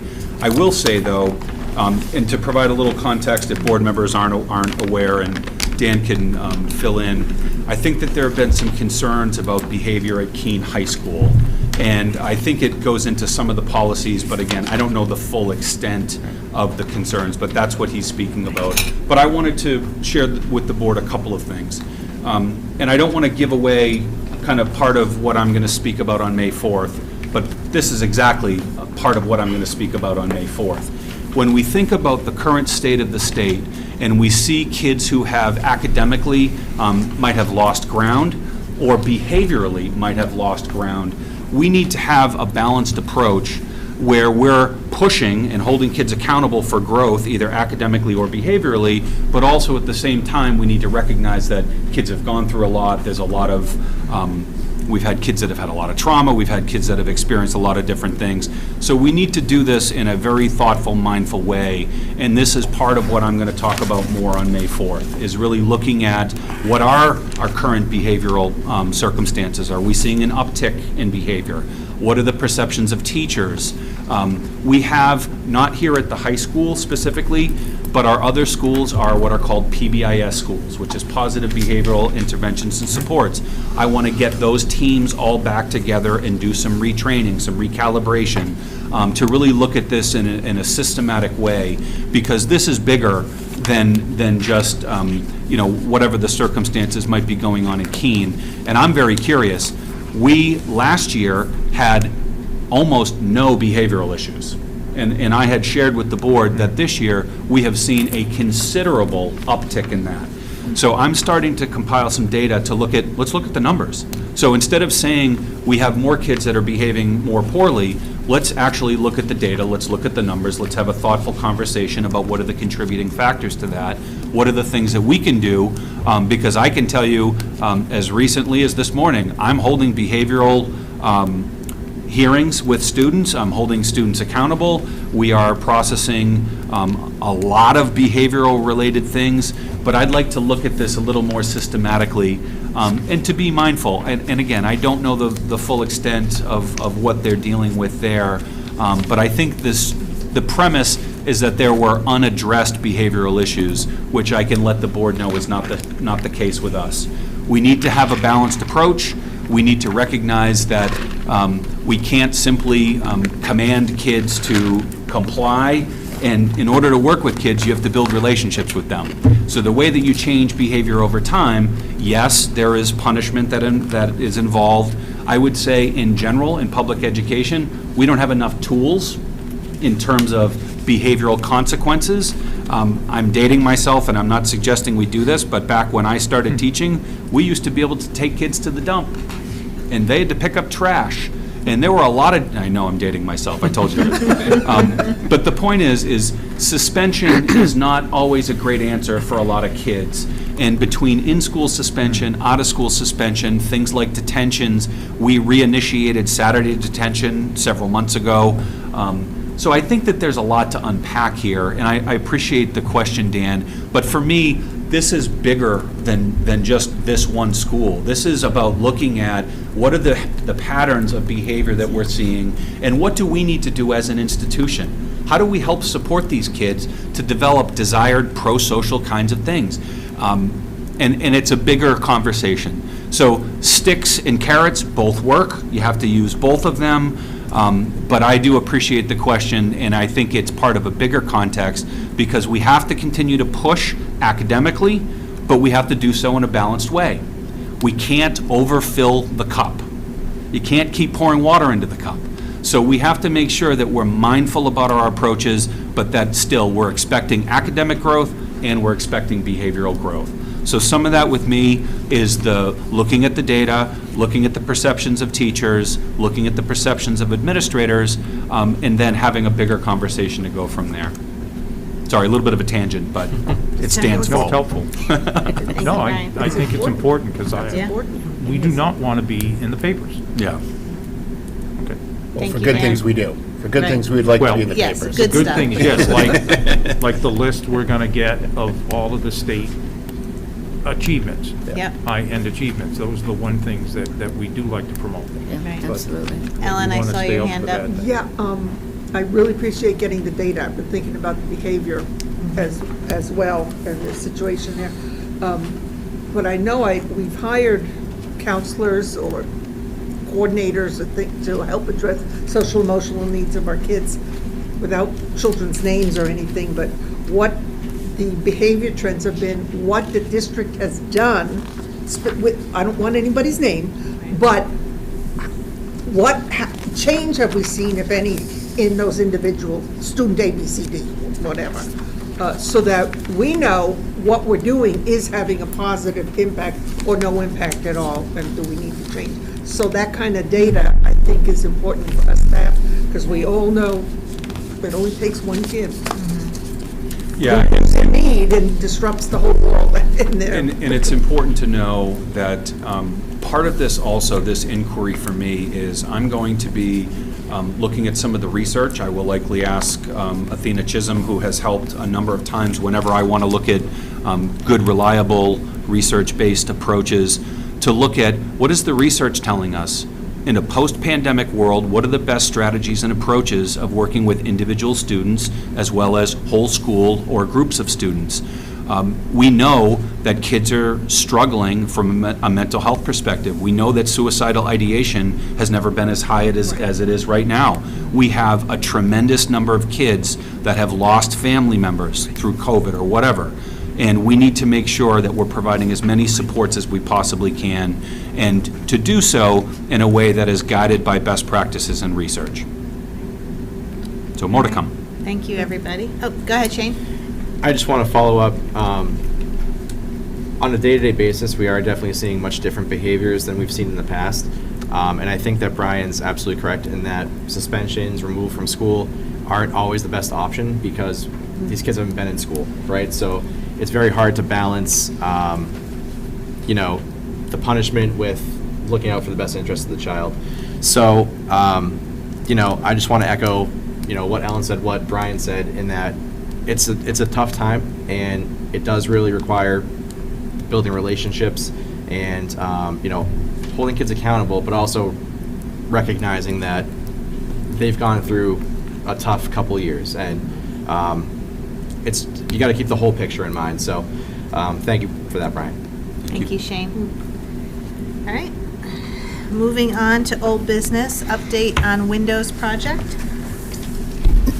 Scott, that's you. Mr. Gross. Sure. I presented the A&F committee a summary of the Windows project. So as I mentioned tonight, we did put out an RFP regarding the Windows project. As I mentioned before, it involves 4 out of the 5 schools.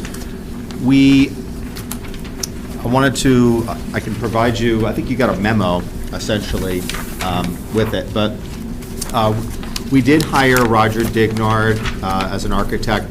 Him and Stone River Architects prepared the RFP, all of the architectural drawings that went along with it.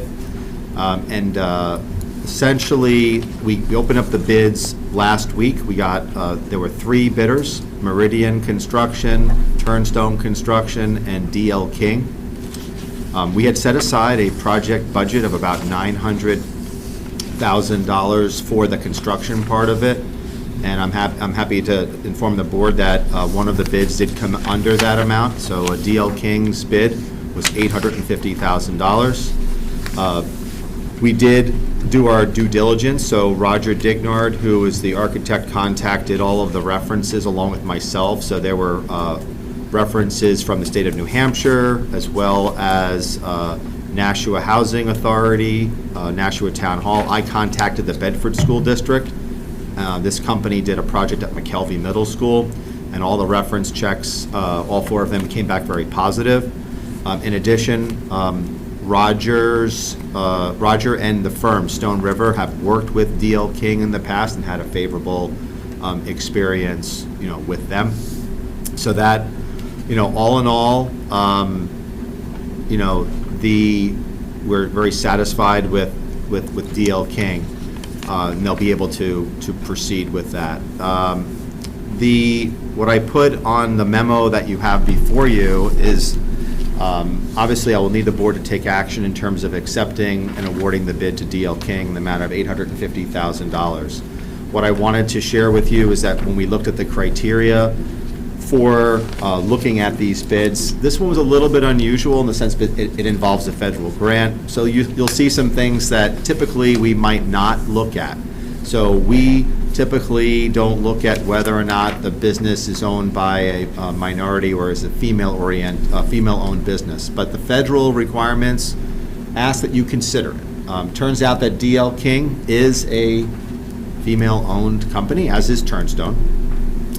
It also asks for you to take a look at, or you have to comply with what's called Davis-Bacon wages, which is to make sure that the wages that these companies are paying to their employees is fair, and they publish, there are published federal wage guidelines, and all of the entities that bid on the project agreed to that. So there are also considerations for bid bonds, performance bonds.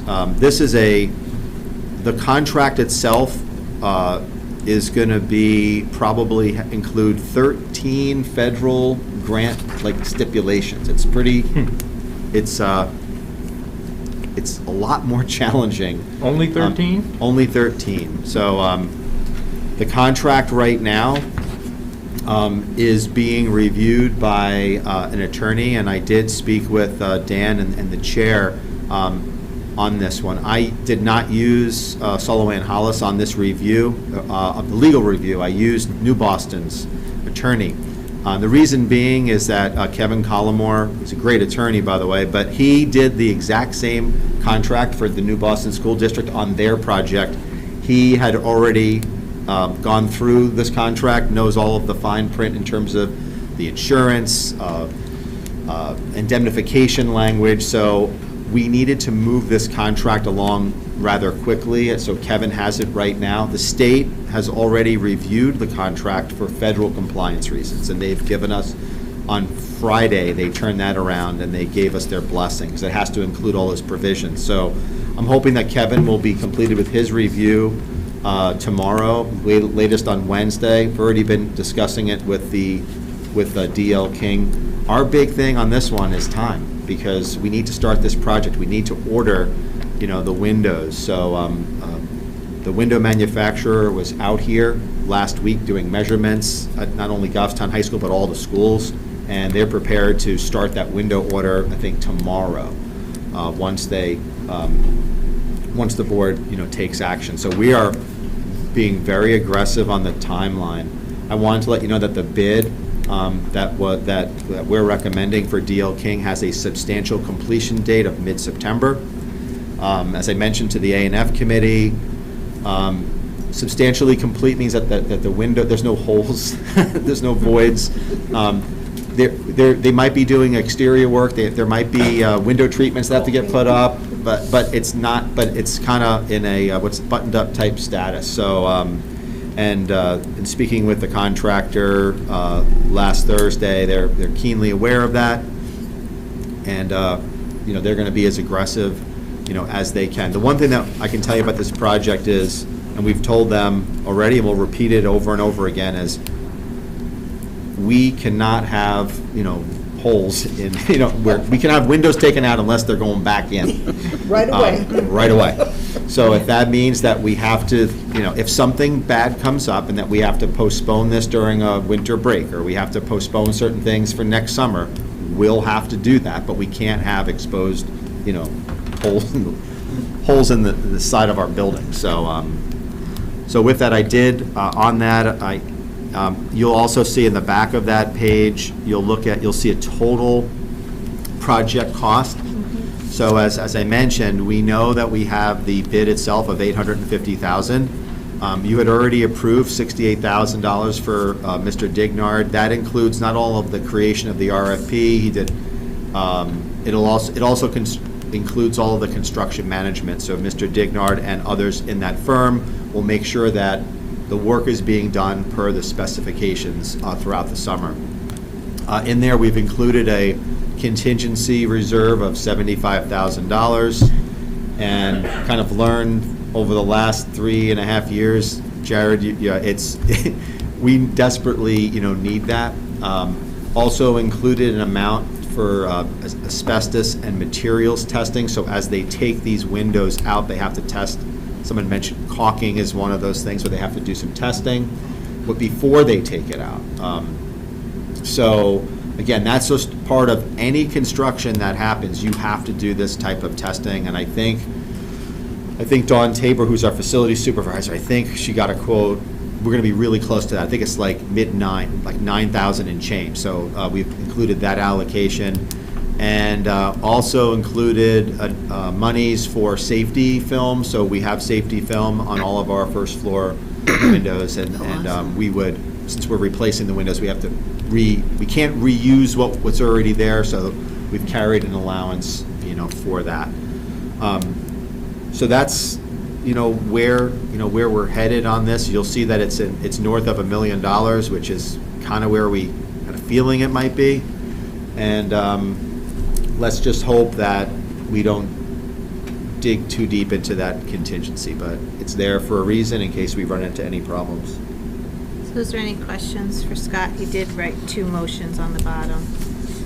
Do you have a question? No, I'm just pointing to Reddit. Oh, did you have your hand up? I'm sorry. Thank you, Ellen. Because you were looking this way. I was looking at you. Go ahead. So this is way out of my area of expertise, but there are 2 quotes that are pretty close, and the one that we're going with is $250,000 less. Do you feel confident or comfortable? And I know you've given us all these reasons, all how you Yeah, go through the so process. that's why we did a lot of background work in terms of checking references. So all 4 of the references were contacted. We contacted all 3 of the bidders to make sure that they understood what the scope of work was. I will share with you that this particular vendor uses less subcontractors than the other 2.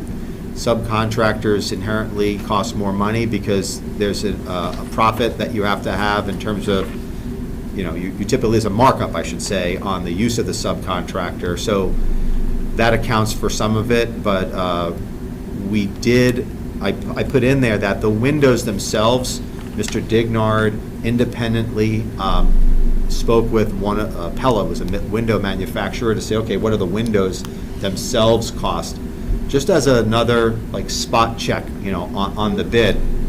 And that the cost of the windows alone are $150,000. Typically, an install price, again, putting it in the void, is about 50% of that, so about $75,000. So the rest of it is the demolition, the framing. We have to do a lot of framing. There's siding work that has to be done. So all in all, Roger, myself, Laura Taylor looked at this. We did our reference checks. Everything came back very positive. So we all felt the same way when we opened the bids. It was like, hey, we're $250,000, $270,000 difference, but at the end of the day, they are essentially going to be signing off on a contract that they're going to be able to do it for that price. So that was always a concern for me, rather that you don't go with a low bid and then you get change ordered. That's a term that, we need more money. So as I mentioned to Jared in our A&F meeting, unless there is an extreme, almost act of God type of situation which forces the price of a material and or labor to go up, they must abide by that 850 number. So That would be true for any of the vendors. yes, any of them. Yeah. Yep. In a very quick follow-up, you also had, you mentioned testing for asbestos. What happens if it's discovered that there's asbestos? That's when that contingency would come into play. When they did their bid, there was no mention that there was asbestos that would need to be mitigated.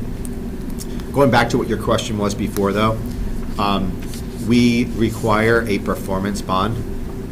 So with that, and also because we're going to have Mr. Dignard and his firm doing the construction management, that also should give the board and us added reassurance that the work is going to be done per specifications. The contractor also told us that they'll be working on both Maple Avenue and Bartlett simultaneously. So they'll be working on 2 buildings simultaneously with 2 pretty much supervisors on site at all times. So This one is going to be a tricky project because we only have 2.5 months of summer. So that was also, a good indication, I think, on our part. But I felt much better when I personally spoke with the Bedford School District's facilities director. He had a glowing recommendation for this firm, and Roger spoke to the other 3 likewise. So.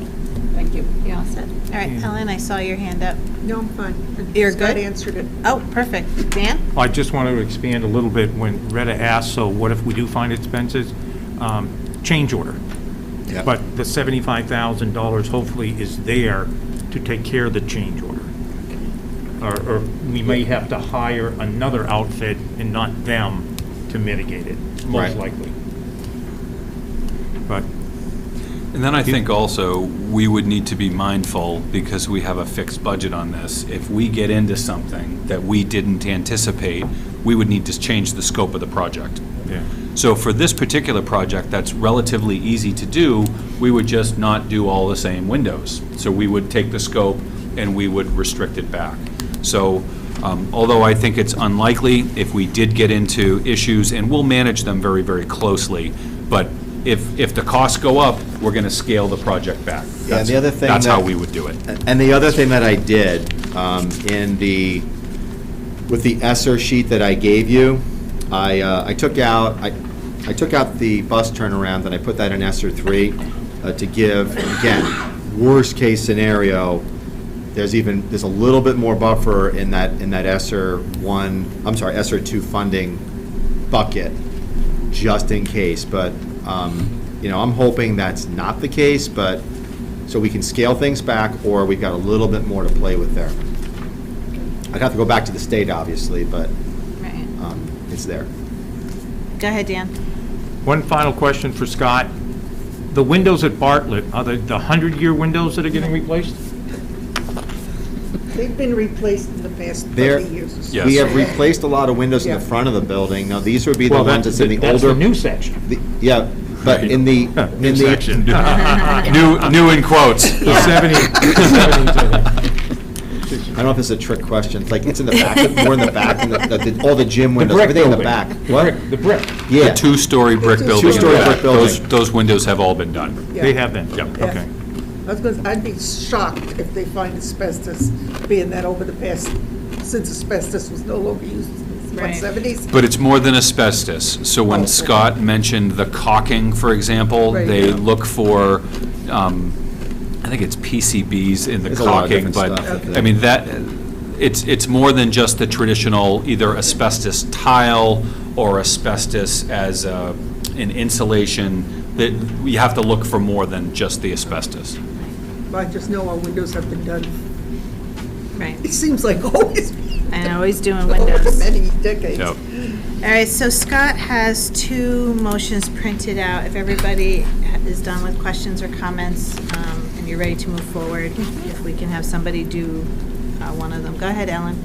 The first one, I move to accept and award bid for the 2022 Goffstown School District Window Project, RFP, to D.L. King in the amount of $850,000, and furthermore, to direct the superintendent or business manager to sign related construction contracts. Thank you, Ellen. Do I have a second? By Shane. Any further discussion before we take a vote? All right, seeing none, all those in favor say aye. Aye. Opposed, abstaining, and we're unanimous. So now we have the second one. Oh, go ahead, Ellen. I move that the district establish a total project budget of $1,023,000 and direct the business administrator to prepare the Esser 2 grant activity and other related project documents. Thank you, Ellen. Do I have a second? By Shane. Any further discussion? Seeing none, all those in favor say aye. Aye. Aye. Opposed, abstaining, we're unanimous. Thank you, Scott. Thank you very You're all much. set with that? Okay, so next is committee requests. So I typed them up, and Denise has them in your packet. So as you can see, we have added another committee that will need one board member. I don't know any of the details of when it's going to meet and times. And then there's a couple of subcommittees that have lines, and that means that I need someone in there. Now, tonight, we're going to appoint a new member, so I want you guys to have first dibs, and then I will find out what their schedule is and see if they can plug in. And then with PNC, we've added a third person, because that subcommittee really should have 3 people. So we'll need an alternate for that, but that meets, when it does meet, at the same time as A&F. So if you're on A&F, you can't be on PNC and vice versa. And then on the back with negotiations, Janelle did both GESS and GEA. I can do GESS along with GEA, or someone else can do both. Ellen? You can put me down. Is that an alternate or someone doing it? No, that's someone doing it. Okay, I can do that.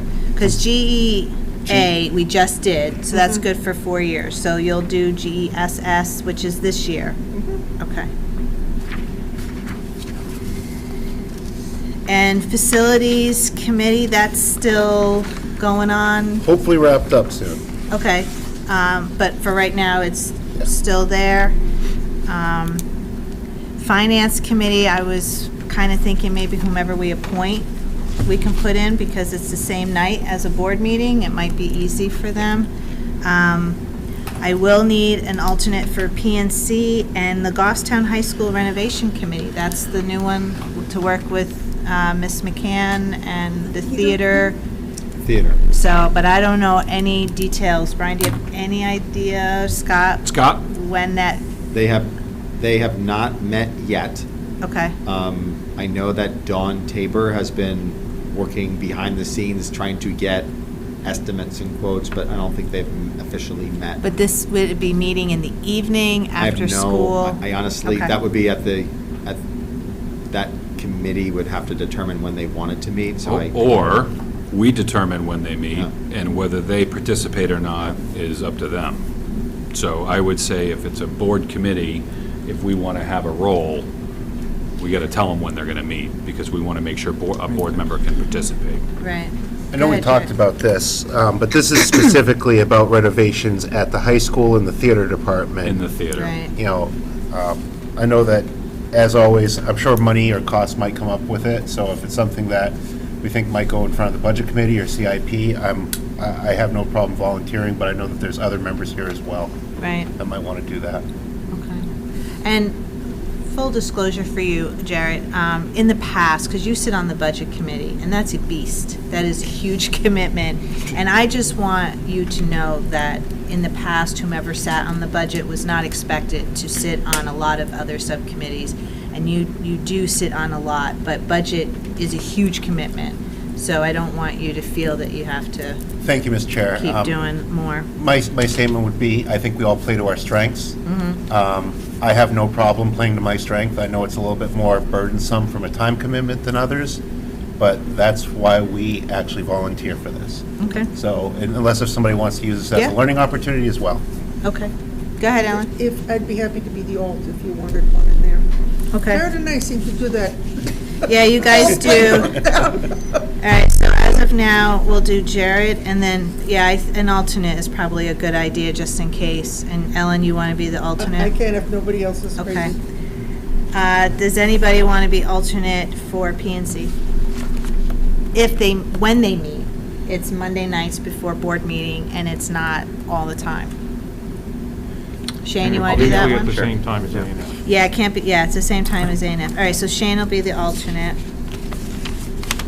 Ms. Chair, these have the ability to change once we have a new Yes. person. Yeah, so when we appoint someone tonight, and Brian lets them know tomorrow, I will be in contact. We still need someone for A&F. Since they're only theoretically going to be on a year, because we don't know what's going to happen if they run again, I don't want to give them a major response. I thought A&F was a good one. Or alternatively, we can put them on every single committee so Oh my that they get a gosh. good exposure to whether they like it. Yeah. No? And they'll guarantee that there will They be learn one it quickly. Right. Well, hey, it was just an idea. I mean, Yeah. it wasn't a good one, but.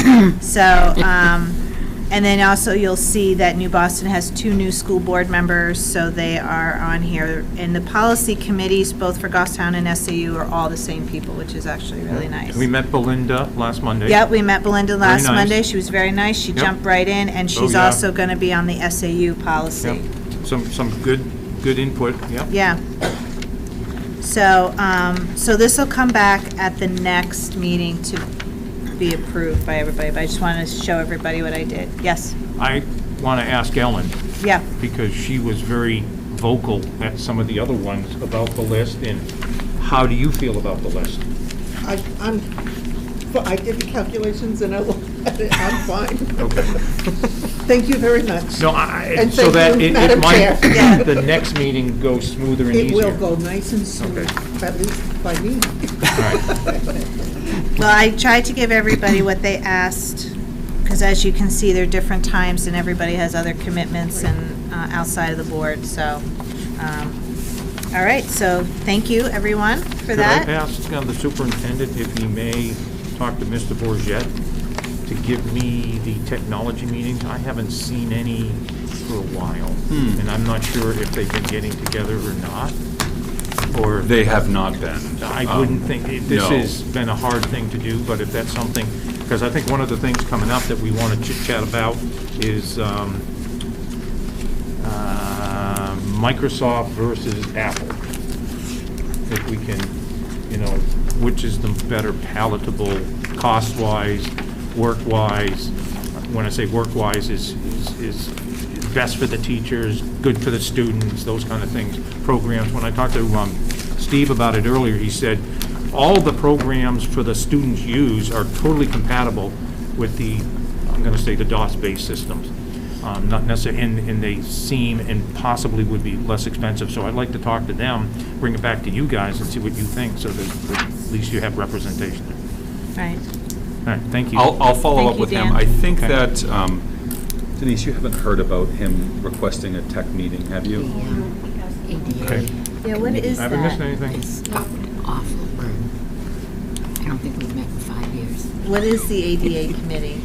It's, The Americans with Disabilities Act, it has to do with handicap accessibility of And you buildings. haven't met in years? no, it's basically when there's a complaint or Okay. there's a problem with, Correct. Okay, so that's why we don't yeah. really hear about, well, that's good. Last time we met, there was a complaint about voting accessibility. Yeah, I was going to mention And, that. But you're notified if something Oh, comes up absolutely, because yeah, you're on the yeah. committee. Okay, perfect. Yeah, if I could add something, because I know a little bit about a lot when it comes to that. Because the high school is a voting location, back in the HAVA, Help America Vote Act, that came around back in 2002, Public Law 107-252, just a little tidbit in case you want to look at. There was a lot of money that came through, and Tom Manning was directing that back time, and he came to the school and pretty much every single polling place in the state and helped and assisted to make sure they were all accessible, which helped the school because then it became an accessible school as well. So that's been 17 years ago. So that's probably why, and they did a pretty good job, and that may be why we Yeah. haven't had a need to go any further. Yeah. Okay. That's kind of cool. Well, we'll keep it because you never know when you Oh, need yeah, it. absolutely, because it can open up at any time. Right. All right, thank you, everyone. You need a motion? Nope, no, because we're gonna look Oh, at the it group, once we're we gonna have do the it, yeah. next, the new member. All right, so the next is new business. So as you can see, policy was very busy. We have a bunch of first reads to come forward. At the next meeting, we'll have questions, and at the third meeting, we'll do motions to vote on them. So we had Dawn Tabor, the facility supervisor,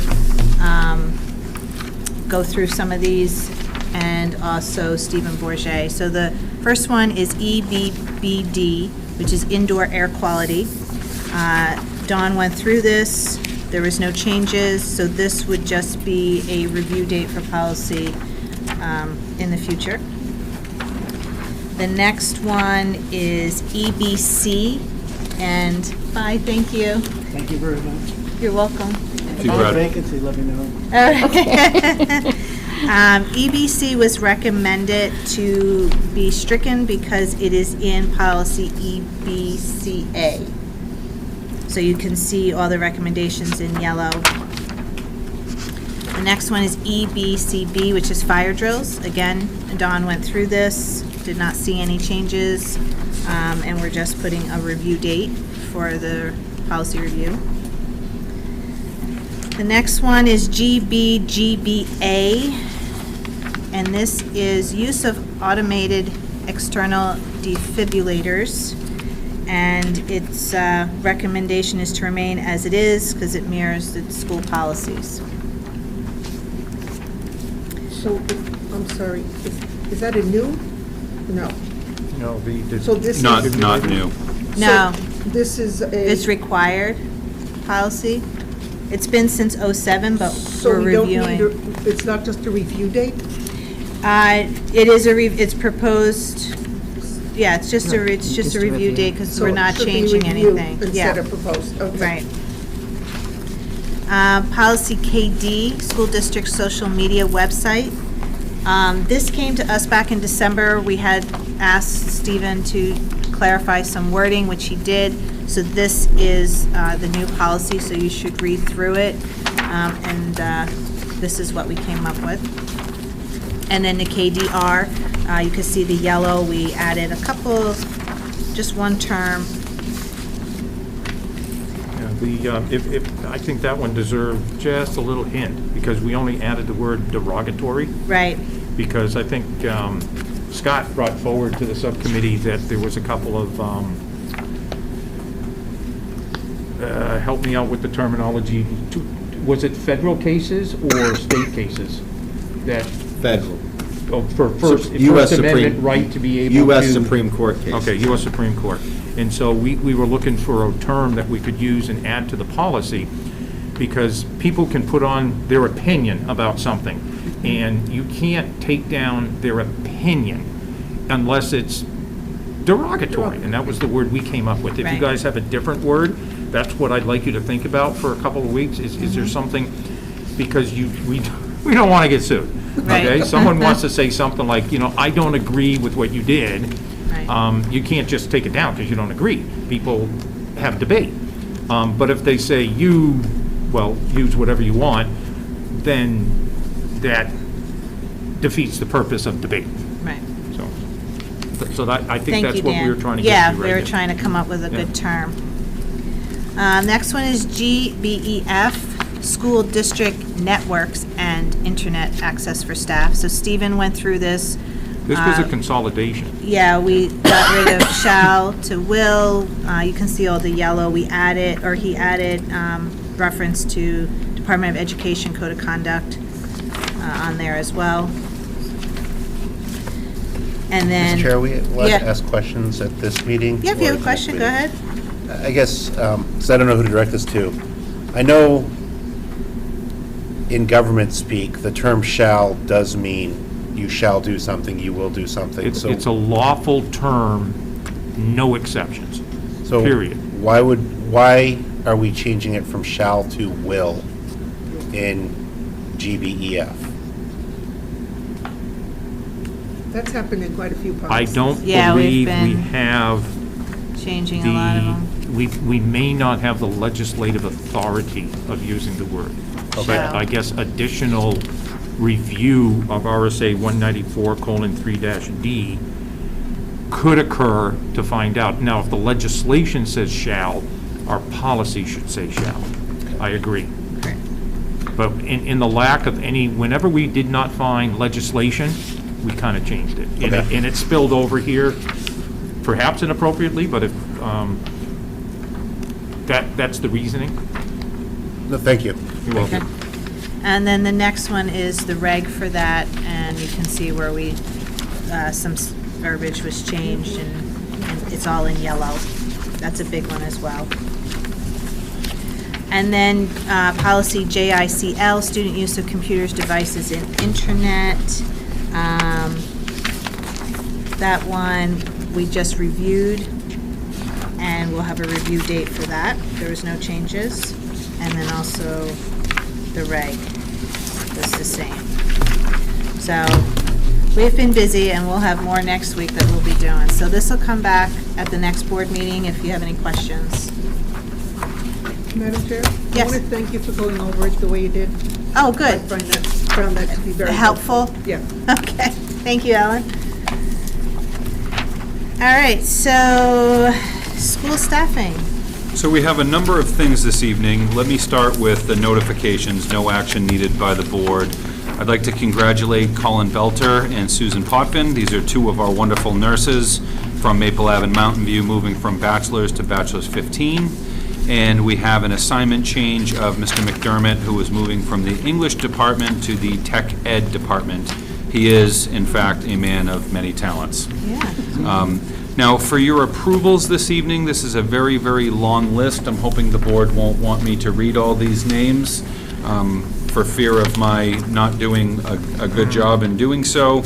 But also for the board, you have administrator nominees and you have facilities nominations, and we will discuss the contract amounts of those in non-public. So if the board was so inclined, you could wait on all the approvals, or you could do the first, the teacher ones, and then hold off when we get to administrators. So teachers' retirement, teachers' non-renewals. So you can do the first four if you'd like. Teachers' reg, and, okay, so is there any questions on those four for Brian? Ellen? And this might have to be a non-public. On their non-renewals, all but one are because they were one-year positions. Do we need to discuss that one non-renewal, or? We don't from my perspective, but if we do from yours, then we would do so in non-public. Can we do that in non-public? Sure. Or, only if the board is okay with doing that. I'm okay with it. Everybody? All right. Do you want to do the other 1, 2, 3, 4, 5 names, or hold the whole thing for later? I'd be fine with approving after discussion. The 1 year non-renewal? The one-year ones. Okay. I'm fine with doing. All right, so, okay. Anybody else? Anything? So everybody is good with all of them except, am I allowed to say their name? Yep. Dana Benner, that we will discuss in non-public. So if I can have a motion for those, accept the Move to accept the resignation and the 5 teachers, with the exception of Benner. And the teacher's nomination. The teacher nomination. I said retirement, didn't I say retirement? No. You said resignation. I'm sorry. A resignation, retirement, the 5 non-renewals, with the exception of the one, and the 1 teacher nomination. Okay. And to be clear, for the teacher nominations, it's also the full list of all the other teachers. All of them. Except the admin. Right. Not the admin. Not the admin. Facilities nominations. Yeah, let's hold off on them as well, the facilities. Okay, what Is that about because co-curricular? Janine is a new one, because she's a nomination. She's not Correct. a renewal. That is a new, That's a new new person for next person. year. Okay. Yep, got it. We are at, my motion is accept, not including the administrators, facilities, and is it including the co-curricular sports nomination? No, just the 4. Okay. Okay, not All right, that. so Denise, do you have On the that? front page. My motion is to approve the retirement, the 2 resignations, and the 5 teacher non-renewals, with the exception of Benner. I think I did it. And the nomination. The non-teacher nomination. Mm-hmm. All right, do we have a second for that? Denise, do you have all that? I don't know, nobody. I'll second it. Oh, Ginny did. All right, so Ginny second, Ellen motion. Any other questions for discussion? All right, seeing none, all those in favor, aye. Aye. Opposed, abstaining, motion passed. So we'll do administration nominations in non-public, and then we have the co-curricular sports. So for co-curricular sports, we have a new coach who will be joining us, Ashley Kostka, who is a new volleyball boys JV coach. Anybody need a motion for that? Please. Motion to accept the nomination. All right, so I have a motion by Ginny. Do I have a second? By Shane? All those in favor say aye. Aye. Opposed, abstaining, motion passed. So the others will do a non-public? Yep. All right, any other business that may legally come before the meeting? Heather? Yes, yeah, I just thought of that. Why do we have two calendars? We have two calendars here. Do we need to, is something different about next year? Yeah, one is One's 180, one- one is 181. One one's is this year. this school year. I got that. And this school year had a snow day added at the end of June. That is the change. And the other is the revised calendar for next school year. Right how did we before the day change for it? vacation, the Friday before vacation. Okay, so there's nothing we need to, So Nope. that's so this is just we're okay. information? This is FYI. FYI. Okay. FYI. All right, so any business that may legally come? Go ahead, Rheta. Just because this came up at our last meeting, there are a couple of attachments about legislation that's coming up, so if you're interested. Thank you. I had one other question. Yeah, go ahead, Ellen. We also got, and I love getting these, the enrollment, Yeah, okay? And I don't know if I'm reading it wrong or what, but from June of '21 to March 1st of '22, there's I hope I'm reading this right, 40 more students at Glen Lake? 40 more? Well, don't forget, we did not have the program of the. Role kids. The role Yes. models, that's what accounts for that? Okay. Well, I don't know about that. All right, that number's, Glen Lake's numbers have been increasing, so let's look, before I say yes to that, let's look at it more carefully. Now, in terms of Glen Lake, you need to remember that it's rolling enrollment. right. So for our special education eligible students who are 3, 4, or 3 or 4s, they come in at different points of the year. But if you look at the number of kindergarten students, that accounts for the majority of the growth.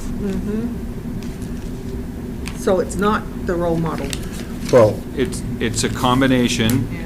So if you look at, so for example, across, so when you see number of students, so we're looking at Glen Lake, number of students 9/9/2020, see how it says 0, 0? Yeah, For preschool AM, PM? yeah, Look at those numbers now. So there's 70 kids. okay. Okay. Thank you. all right. Anything else? Anyone else? So just let Denise know about April 21st at 6 if that works for SAU board meeting April 21st. at the SAU. An email came out today. Yes, it's a Thursday. It is a board meeting week, so Goffstown, you'll have Monday, Monday. Thursday, and New Boston will have Wednesday, Thursday. And it just didn't make sense to try to push it next week. It Right. seemed too short notice for us. Okay. Now, one of our policies or state law, I think we looked at it last time and I forgot to look at it. Does it just say April or did it give us a time frame in April? I remember there was a time frame. Oh, right. I don't know, I remember there was something about April 15th, Yeah, there Yeah, was. and so, but I have to look at What is this? Policy of when SAU has to meet, yeah. SAU Would you board. mind? I'll definitely. Okay. It has to be in April, I just don't remember if there I was a remember the specific April, I don't date. remember Yeah, the I do 15th. too. I don't remember the 15th either, because I thought that was a crazy date to choose. Well, and, Yeah, yeah. yeah. Easy one to remember. Yeah, but it's the 18th this year, so unless you're Massachusetts, then it's the 19th. That's why we probably always have it. Okay. Yeah. Yeah. All right, so we do have non-public tonight. Is everything under C? Yeah, everything is under C. Okay. So I need a motion to go into non-public under RSA 91-A32C, matters which, if discussed in public, would likely affect adversely the reputation of any person other than a member of the public body itself, unless such person requests an open meeting. This exemption shall extend to any application for assistance or tax abatement or waiver of a fee, fine, or other levy if based on inability to pay or poverty of the applicant. So moved? By Dan. Do I have a second? By Ellen. So I need to do roll call. Retta? Yes. Ginny? Yes. Jared? Yes. Shane? Yes. Ellen? Yes. Dan? Yes. And Heather, yes. We are in non-public, and we are going to Go down? to the conference. So Love it. everybody pack We'll up. adjourn from down there.